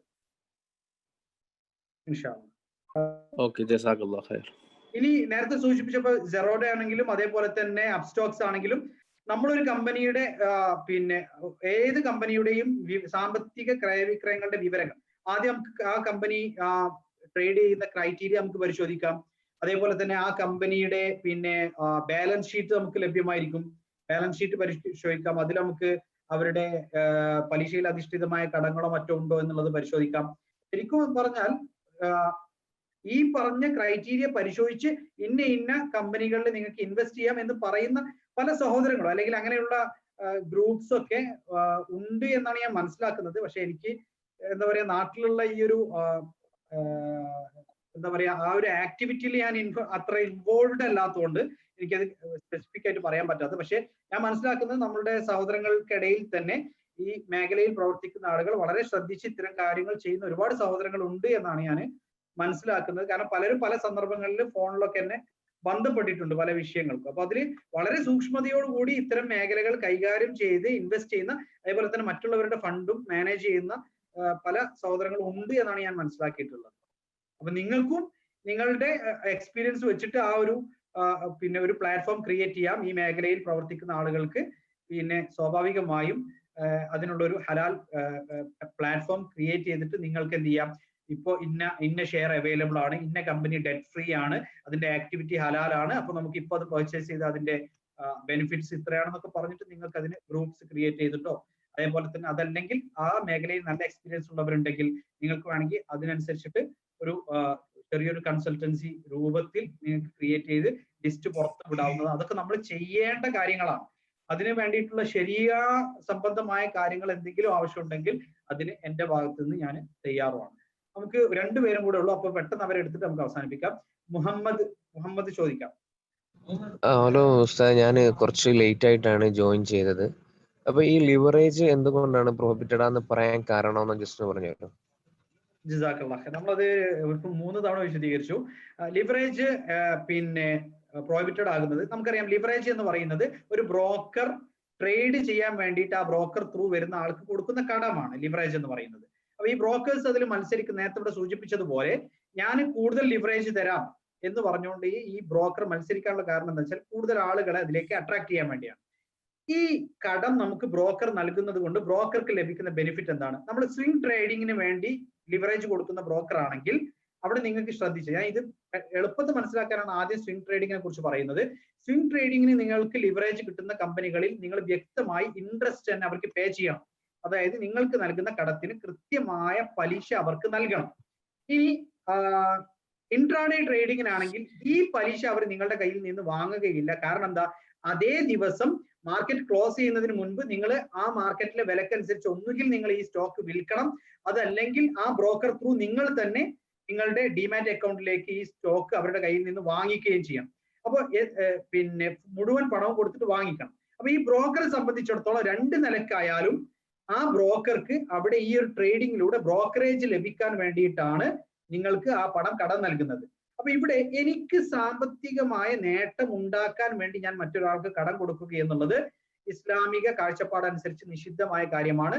കുല്ലു ഖർദിൻ ജറ നഫ്അൻ ഫഹുവ റിബ. ഇതാണ് അതിലുള്ള കായിദ. അതായത് പിന്നെ സാമ്പത്തികമായ നേട്ടം എനിക്ക് ഉണ്ടാക്കാൻ വേണ്ടി ഞാൻ മറ്റൊരാൾക്ക് പണം കടം കൊടുക്കുക എന്നുള്ളത് നിഷിദ്ധമായിട്ടുള്ളതായ ഒരു സംഗതിയാണ് എന്നുള്ളതാണ്. അപ്പൊ അവിടെ ഈ ബ്രോക്കർ അയാൾക്കുള്ള ആ ഒരു സാമ്പത്തിക നേട്ടത്തിന് വേണ്ടി മാത്രമാണ് ഈ ഒരു പണം നിങ്ങൾക്ക് കടം നൽകുന്നത്. അപ്പൊ അതുകൊണ്ട് തന്നെയാണ് ലോകത്തുള്ള പണ്ഡിത സഭകൾ, മജ്മുഅൽ ഫിഖ്ഹുൽ ഇസ്ലാമി വരെ ആ വിഷയത്തിൽ കൃത്യമായി ലിവറേജ് എന്ന് പറയുന്നത് നിഷിദ്ധമാണ് എന്ന് അഭിപ്രായപ്പെട്ടിട്ടുണ്ട്. ഒരൊറ്റ ക്വസ്റ്റ്യൻ മാത്രമാണ് നമ്മൾ അവസാനമായിട്ട് എടുക്കുന്നത്. ഷർഹാൻ അബൂബക്കർ. ഇന്ത്യയിൽ ടാറ്റ എത്തിക്കൽ ഫണ്ട് അല്ലാതെ വേറെ ഏതെങ്കിലും ഈ ഇൻവെസ്റ്റ് ചെയ്യാൻ പറ്റിയ കമ്പനീസ് ഉണ്ടോ? ഞാൻ മനസ്സിലാക്കുന്നത് ടോറസ്, അതേപോലെ തന്നെ ടാറ്റ എത്തിക്കൽ ഫണ്ട്, ഇവരാണ് ആ മേഖലയിലുള്ളത് എന്നാണ് ഞാൻ മനസ്സിലാക്കുന്നത്. പക്ഷെ അതിൽ ഞാൻ പറഞ്ഞു അവരുടെ ശരിയാ പാരാമീറ്റേഴ്സ് എന്തൊക്കെയാണ്, ഒരു കാര്യത്തെ കുറിച്ച് ഹലാലാണ് എന്ന് പറയാനുള്ള പാരാമീറ്റേഴ്സ് എന്തൊക്കെയാണ് എന്നുള്ളത് നിങ്ങൾ ഇന്ന് നമ്മൾ മനസ്സിലാക്കിയ പാരാമീറ്റേഴ്സ് മനസ്സിലാക്കിക്കൊണ്ട് പരിശോധിക്കുക. നമുക്ക് ഈ വിഷയത്തിൽ ഞാൻ പറഞ്ഞില്ലേ, ഇതൊരു തുടക്കമാണ്. ഞാൻ റൗദത്തിലുള്ള കുട്ടികളെ പ്രത്യേകം അഭിനന്ദിക്കുകയാണ്. ഇതൊരു തുടക്കമാണ്. നമ്മൾ ഇതുപോലെ നല്ല ചർച്ചകളിലൂടെ നമുക്ക് അത്തരത്തിലുള്ള ഒരു പിന്നെ എന്താ പറയാ, നമ്മളുടെ നാട്ടിലുള്ള സംവിധാനങ്ങൾ അത് ഏതൊക്കെയാണ്, അതിലെ പിന്നെ ഓരോ സംവിധാനങ്ങളുടെ പാരാമീറ്റേഴ്സ് എന്തൊക്കെയാണ്, അതിൽ നമുക്ക് പിന്നെ ഡൗട്ട്ഫുൾ ആയിട്ടുള്ളത് എന്താണ്, അല്ല ഡിപ്പെൻഡ് ചെയ്യാൻ പറ്റിയത് എന്താണ് എന്നുള്ളത് നമ്മൾ സെപ്പറേറ്റ് ആയിട്ട് തന്നെ ചർച്ച ചെയ്യേണ്ട ഒരു മേഖലയാണ്. നമ്മൾ ഇന്ന് സ്റ്റോക്ക് മാർക്കറ്റും അതേപോലെ തന്നെ ശരിയായും എങ്ങനെയാണ് ഒരു സ്റ്റോക്ക് മാർക്കറ്റിൽ ഹലാലായ രൂപത്തിലുള്ള ആക്ടിവിറ്റി സാധ്യമാകുന്നത്, അല്ലെങ്കിൽ ഹലാലായ രൂപത്തിൽ നമുക്ക് പിന്നെ ഷെയർ മാർക്കറ്റിനെ ഉപയോഗപ്പെടുത്താം അല്ലെങ്കിൽ അവിടെ ട്രേഡ് ചെയ്യാം എന്നതാണ് നമ്മളുടെ വിഷയം. നമുക്ക് മറ്റൊരു വിഷയം, നമ്മളുടെ നാട്ടിലുള്ള ഓരോ സംവിധാനത്തെ കുറിച്ചും വ്യക്തമായി പഠന വിധേയമാക്കി അതിന്റെ പ്രോസ് ആൻഡ് കോൺസ് ഇന്നതാണ് എന്ന് പറഞ്ഞുകൊണ്ടുള്ള ഒരു സംഗതി അങ്ങനെ തന്നെ നമ്മൾ പഠിക്കേണ്ടതായ ഒരു വിഷയമാണ്. അപ്പൊ അതിൽ 2-3 തലത്തിലുള്ള ആളുകൾ ആവശ്യം. ഒന്ന്, നമ്മൾ അതിന്റെ ഇസ്ലാമിക് പാരാമീറ്റേഴ്സിനെ കുറിച്ചിട്ട് വ്യക്തമായിട്ട് പഠിക്കണം. അതേപോലെ തന്നെ ആ മേഖലയിൽ പ്രവർത്തിക്കുന്ന ആരെങ്കിലും ഉണ്ടെങ്കിൽ, അല്ലെങ്കിൽ ആ കമ്പനികളുമായി ബന്ധപ്പെട്ട ആരെങ്കിലും ഉണ്ടെങ്കിൽ അത് നമ്മൾക്ക് പഠനത്തിൽ ഏറെ ഉപകരിക്കും. അതോടൊപ്പം നമ്മളുടെ നാട്ടിലെ സാമ്പത്തിക നിയമങ്ങളുമായി ബന്ധപ്പെട്ട് ചില കാര്യങ്ങൾ, ചില പിന്നെ നീക്കുപോക്കുകൾ പിന്നെ ലോ അല്ലെങ്കിൽ ബൈലോസ് ഒക്കെ ഉണ്ടാക്കുന്ന സമയത്ത് ആവശ്യമായി വരുന്ന സാഹചര്യങ്ങൾ ഉണ്ടാകാറുണ്ട്. ഇപ്പൊ നിങ്ങളിപ്പം ഹലാലായ രൂപത്തിൽ തന്നെ ഇൻവെസ്റ്റ് ചെയ്യുകയും പ്രവർത്തിക്കുകയും പ്രൊഡക്റ്റീവായിട്ട് പ്രവർത്തിക്കുന്ന പല കമ്പനികളും നമ്മുടെ നാട്ടിലുണ്ട്. അത്തരം കമ്പനികളിൽ തന്നെ നിങ്ങൾ ചിലപ്പോൾ നോക്കിക്കഴിഞ്ഞാൽ അതിൽ നിങ്ങൾ ഇൻവെസ്റ്റ് ചെയ്യുകയാണെങ്കിൽ അവർ നിങ്ങൾക്ക് ഡിബെഞ്ചേഴ്സ് ആണ് ഇഷ്യൂ ചെയ്യുന്നത്. നിങ്ങൾ ചിലപ്പോൾ ശ്രദ്ധിച്ചിട്ടുണ്ടാവും. കാരണം എന്താണെന്ന് വെച്ചാൽ ലീഗലി അവർക്ക് ഇൻവെസ്റ്റ്മെന്റ് എന്ന് പറഞ്ഞുകൊണ്ട് വാങ്ങിക്കാൻ ചില പ്രയാസങ്ങളോ അല്ലെങ്കിൽ പ്രശ്നങ്ങളോ ഉള്ളത് കൊണ്ടാണ് അവർ ഡിബെഞ്ചേഴ്സ് ഇഷ്യൂ ചെയ്യുന്നത്. അപ്പൊ ഡിബെഞ്ചേഴ്സ് ഇഷ്യൂ ചെയ്യുമ്പോൾ അതിൽ 2 ഓപ്ഷൻസ് ആണ് നമ്മുടെ നാട്ടിലെ നിയമം അനുസരിച്ചിട്ടുള്ളത്. ഒന്നുകിൽ വേരിയബിൾ ഇൻട്രസ്റ്റ് അല്ലെങ്കിൽ ഇൻട്രസ്റ്റ്, ഒരു പലിശ അല്ലെങ്കിൽ വേരിയബിൾ ആയിട്ടുള്ള പലിശ എന്നത് നിർണ്ണയിക്കുക എന്നുള്ളതാണ് ഈ ഡിബഞ്ചേഴ്സിന്. അപ്പൊ അവിടെ എന്ത് ചെയ്യുന്നു, ഇവര് വേരിയബിൾ ഇൻട്രസ്റ്റ് എന്നുള്ള ഓപ്ഷൻ ഓപ്റ്റ് ചെയ്യുന്നു. ഇവർ കൊടുക്കുന്നത് പലിശയല്ല, പ്രോഫിറ്റ് തന്നെയാണ്, യഥാർത്ഥത്തിലുള്ള കച്ചവടം തന്നെയാണ് നടക്കുന്നത്. അപ്പോ ആ കച്ചവടത്തിൽ ഇവരെന്ത് ചെയ്യുന്നു, സ്വാഭാവികമായും ഈ പറയുന്ന ആളുകൾക്ക് വേരിയബിൾ ഇൻട്രസ്റ്റ് എന്ന പേരിലാണ് പലപ്പോഴും പ്രോഫിറ്റ് കൊടുക്കുന്നത്. അപ്പൊ നമ്മൾ പിന്നെ നോക്കുന്ന സമയത്ത്, പുറത്തുനിന്ന് നോക്കുന്ന സമയത്ത് ഇതെന്താണ്, ഇൻട്രസ്റ്റ് ആണല്ലോ, പലിശയാണല്ലോ എന്ന് നമുക്ക് ചിലപ്പോൾ തോന്നുന്ന സാഹചര്യങ്ങൾ നമ്മളുടെ നാട്ടിലെ നിയമക്കുരുക്കുകൾ കൊണ്ട് ചിലപ്പോൾ ഉണ്ടാകാറുണ്ട്.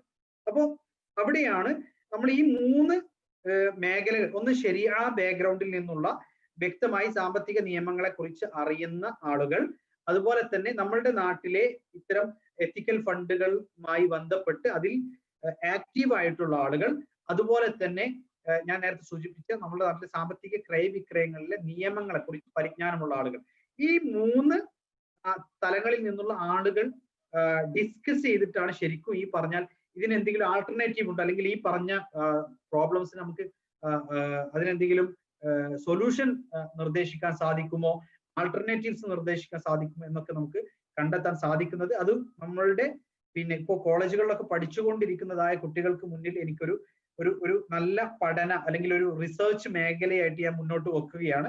അപ്പൊ ഞാൻ അവസാനിപ്പിക്കുമ്പോൾ അവസാനമായിട്ട് എനിക്ക് പറയാനുള്ളത്, നിങ്ങൾ എന്ത് ചെയ്യുക, നിങ്ങൾ ഈ മേഖലകളിൽ പഠിക്കുന്ന കുട്ടികൾ, നിങ്ങൾക്ക് പിന്നെ നമ്മളൊരു ഭൗതികപരമായ ഒരുപാട് നേട്ടങ്ങളെക്കാൾ നമുക്ക് നമ്മളുടെ കമ്മ്യൂണിറ്റിക്ക് വേണ്ടി ഒരുപാട് കാര്യങ്ങൾ നമുക്ക് ചെയ്യാൻ സാധിക്കുന്ന ഒരു മേഖലയാണിത്. പിന്നെ നമ്മളുടെ നാട്ടില് ഇപ്പോ ഈ പറഞ്ഞ മേഖലകളിൽ സാമ്പത്തികമായി അല്ലെങ്കിൽ ഭൗതികപരമായ ഒരു നേട്ടം നമുക്ക് ഉണ്ടാകുന്ന രൂപത്തിലുള്ള ഒരു മേഖലയിലേക്ക് ശരിയാ ഓഡിറ്റിംഗ് വന്നിട്ടില്ല. ഇപ്പൊ എനിക്ക് ഞാൻ വ്യക്തിപരമായി പറയുകയാണെങ്കിൽ, ഓപ്പൺ ആയിട്ട് പറയാണ്, ഇപ്പോ പല സഹോദരങ്ങൾ അവരുടെ വലിയ വലിയ കമ്പനികൾക്ക് വേണ്ടി അവരുടെ കോൺട്രാക്ട്സ് ചെക്ക് ചെയ്യാന്, അവരുടെ കോൺട്രാക്ട്സ് എഴുതി കൊടുക്കാന്, അതിലുള്ള പിന്നെ എന്തെങ്കിലും നിഷിദ്ധങ്ങൾ കടന്നു വരുന്നുണ്ടോ നോക്കാൻ പല കാര്യങ്ങൾക്ക് വേണ്ടി ആളുകൾ കോൺടാക്ട് ചെയ്യാറുണ്ട്. അപ്പം ശരിക്കും പറഞ്ഞാൽ ഇപ്പൊ നമ്മളൊരു ലീഗൽ കൺസൾട്ടന്റിന്റെ അടുത്ത് പോയാൽ ഒരു നിശ്ചിത ഫീസ് കൊടുത്തിട്ടായിരിക്കും ഈ പറഞ്ഞ സംഗതി ആളുകൾ ചെയ്യുന്നത്. അതേപോലെ തന്നെ മറ്റൊരു പിന്നെ ഫിനാൻഷ്യൽ കൺസൾട്ടന്റിന്റെ അടുത്ത് പോയി കഴിഞ്ഞാൽ, ഇങ്ങനെ ഏതൊരു പിന്നെ ലീഗൽ കൺസൾട്ടന്റിന്റെ അടുത്ത് പോയാൽ അവിടെയൊക്കെ അവർക്കൊരു നിർണിതമായ ഫീ, അവർ ഇത്രയും കാലം പഠിച്ചതിനുള്ള ഒരു ഫീ കൊടുത്തിട്ടായിരിക്കും. യഥാർത്ഥത്തിൽ നമ്മളുടെ നാട്ടിലും ഇപ്പൊ ഇസ്ലാമിക് ഫിനാൻസ്, അതേപോലെ തന്നെ ശരിയ ഓഡിറ്റിംഗ്, ഇതൊക്കെ പഠിച്ചുകൊണ്ടിരിക്കുന്ന കുട്ടികൾക്ക് പ്രവർത്തിക്കാനുള്ള, തൊഴിൽ ചെയ്യാനുള്ള മേഖലയാണ് ശരിയ ഓഡിറ്റിംഗ് എന്ന് പറയുന്നത്. പക്ഷെ അത് ഫ്രീ ആയിട്ട്, അല്ലെങ്കിൽ അത് ഉസ്താദല്ലേ, ഉസ്താദിനോട് ചോദിച്ചാൽ ഉസ്താദ് പറഞ്ഞു തരേണ്ടതല്ലേ എന്നുള്ള രൂപത്തിലാണ് പലരും അതിനെ കാണുന്നത്. ശരിക്കും അതിനുള്ള ഒരു നമ്മളുടെ നാട്ടിൽ ആ മേഖലയിൽ വളർന്നു വരുന്ന കുട്ടികൾക്ക് സാമ്പത്തികമായി അവർക്ക് ജീവിക്കാനുള്ള ഒരു കാര്യങ്ങളും നൽകുന്ന രൂപത്തിലേക്കുള്ള ചിന്തിക്കുന്ന ഒരു അവസ്ഥ നമ്മളുടെ ഒരു എന്താ പറയാ സാമൂഹിക ചുറ്റുപാടിൽ ഉണ്ടായിട്ടില്ല. അത് യഥാർത്ഥത്തിൽ ആളുകൾ ബോധവൽക്കരിക്കേണ്ട ഒരു മേഖലയാണ്. കാരണം സ്വാഭാവികമായും ഇത്തരം വിഷയങ്ങൾ പഠിക്കാൻ വേണ്ടി ആളുകൾ മുന്നോട്ട് വരിക അവർക്ക് ജീവിക്കാനുള്ള ഉപാധി കൂടി ഉണ്ടാകുമ്പോഴാണ്. അപ്പോൾ ശരിയ ഓഡിറ്റിംഗ് എന്ന് പറയുന്ന ഒരു സംഗതി തന്നെ വളരെ എസ്റ്റാബ്ലിഷ്ഡ് ആയി ഇന്ന് ലോകത്ത് നടക്കുന്ന ഒരു പ്രക്രിയയാണ്. അതിനായിട്ടുള്ള കൺസൾട്ടൻസ് ഉണ്ട്, അവർക്ക് കൃത്യമായിട്ടുള്ള റെമ്യൂണറേഷൻ അതിന് ലഭിക്കുന്നുണ്ട്. അപ്പൊ ആ ഒരു രൂപത്തിലേക്ക് നമ്മളുടെ നാട്ടിൽ ഹലാലായിട്ട് ഇൻവെസ്റ്റ് ചെയ്യാൻ പറ്റിയ സ്റ്റോക്ക് ഏതൊക്കെയാണ്, പിന്നെ ഏതൊക്കെ ഷെയറുകളാണ്, അതുപോലെ തന്നെ നമുക്ക് പിന്നെ ഏതെല്ലാം കാര്യങ്ങളാണ് നമ്മളുടെ നാട്ടിലെ സ്റ്റോക്ക് എക്സ്ചേഞ്ചിൽ ഇൻവെസ്റ്റ് ചെയ്യുമ്പോൾ ശ്രദ്ധിക്കേണ്ടത്, അതിന്റെ റൂൾസ് ആൻഡ് റെഗുലേഷൻസ് എന്തൊക്കെയാണ്, ഇതൊക്കെ കൃത്യമായി പബ്ലിഷ് ചെയ്യുന്ന, അതിനെ പിന്നെ അപ്ഡേറ്റ് ചെയ്യുന്ന ഒരു ശരിയ ഓഡിറ്റിംഗ് സിസ്റ്റം നമുക്ക് അനിവാര്യമാണ്. അപ്പൊ അത് നിങ്ങൾക്ക് വേണമെങ്കിൽ അതിന്റെ ചെറിയ രൂപത്തിൽ ഈ കോളേജുകളിലൊക്കെ പഠിക്കുന്ന കുട്ടികൾക്ക് ഒരു റിസർച്ച് പേപ്പർ എന്നുള്ള രൂപത്തിലൊക്കെ നമ്മുടെ നാട്ടിലുള്ള പിന്നെ ഇപ്പം നാഷണൽ സ്റ്റോക്ക് എക്സ്ചേഞ്ച് ആണെങ്കിലും ബോംബെ സ്റ്റോക്ക് എക്സ്ചേഞ്ച് ആണെങ്കിലും അതിലുള്ള കമ്പനികൾ ഏതൊക്കെ, ആ കമ്പനികളുടെ പ്രവർത്തന മേഖലകൾ, നിഷിദ്ധമായവ, അനുവദിക്കപ്പെടുന്നവ, ആ കമ്പനികളുടെ നമ്മൾ അനുവദനീയമാണെന്ന് പറയാൻ നമ്മൾ ഉപയോഗിച്ചിട്ടുള്ള പാരാമീറ്റേഴ്സ് ഒക്കെ രേഖപ്പെടുത്തിക്കൊണ്ട് നല്ല റിസർച്ച് പേപ്പേഴ്സ് ഒക്കെ നിങ്ങൾക്ക് എന്ത് ചെയ്യാം, നിങ്ങൾക്ക് പരിശ്രമങ്ങളിലൂടെ കണ്ടെത്തുകയും ചെയ്യാവുന്നതാണ്. അല്ലാഹു സുബ്ഹാനഹു വ തആല അനുഗ്രഹിക്കുമാറാകട്ടെ. വസല്ലല്ലാഹു അലാ നബിയ്യിന മുഹമ്മദ് വഅലാ ആലിഹി വസഹ്ബിഹി വസല്ലം. ഈ ഒരു ചർച്ച സംഘടിപ്പിച്ചതിന് പിന്നിൽ പ്രവർത്തിച്ച മുഴുവൻ സഹോദരങ്ങൾക്കും നന്ദി അറിയിക്കുകയാണ്. ഇത്രയും സമയം നമ്മുടെ ഈ ഒരു ചർച്ചയിൽ പങ്കെടുത്ത മുഴുവൻ പാർട്ടിസിപ്പൻസിനും അതേപോലെ തന്നെ വിദ്യാർത്ഥികൾക്കും പ്രത്യേകം നന്ദി അറിയിക്കുകയാണ്. ജസാക്കുമുല്ലാഹു ഖൈറൽ ജസാ. സുബ്ഹാനകല്ലാഹുമ്മ വബിഹംദിക് അഷ്ഹദു അൻ ലാ ഇലാഹ ഇല്ലാ അൻത അസ്തഗ്ഫിറുക വഅതൂബു ഇലൈക്. അസ്സലാമു അലൈക്കും വറഹ്മത്തുള്ളാഹി വബറകാതുഹു. ഏകദേശം 2 മണിക്കൂർ നേരം വളരെ ഇൻഫോർമാറ്റീവായി നമ്മോട് സംസാരിക്കുകയും അവിടെ തന്നെ നമ്മുടെ ചോദ്യങ്ങൾക്ക് വളരെ നന്നായി ഉത്തരം പറയുകയും ചെയ്ത PN അബ്ദുറഹ്മാൻ അബ്ദുൽ ലത്തീഫ് അവർക്ക് നന്ദി അറിയിക്കുകയാണ്. റൗദത്തുൽ ഉലൂം അറബി കോളേജിന്റെ കൊമേഴ്സ് ഡിപ്പാർട്ട്മെന്റിന്റെയും ED ക്ലബിന്റെയും പേരിലുള്ള നന്ദി എല്ലാവർക്കും ഇവിടെ അറിയിച്ചുകൊണ്ട് ഈ പ്രോഗ്രാം ഇവിടെ അവസാനിപ്പിക്കുന്നു. അസ്സലാമു അലൈക്കും വറഹ്മത്തുള്ളാഹി വബറകാതുഹു.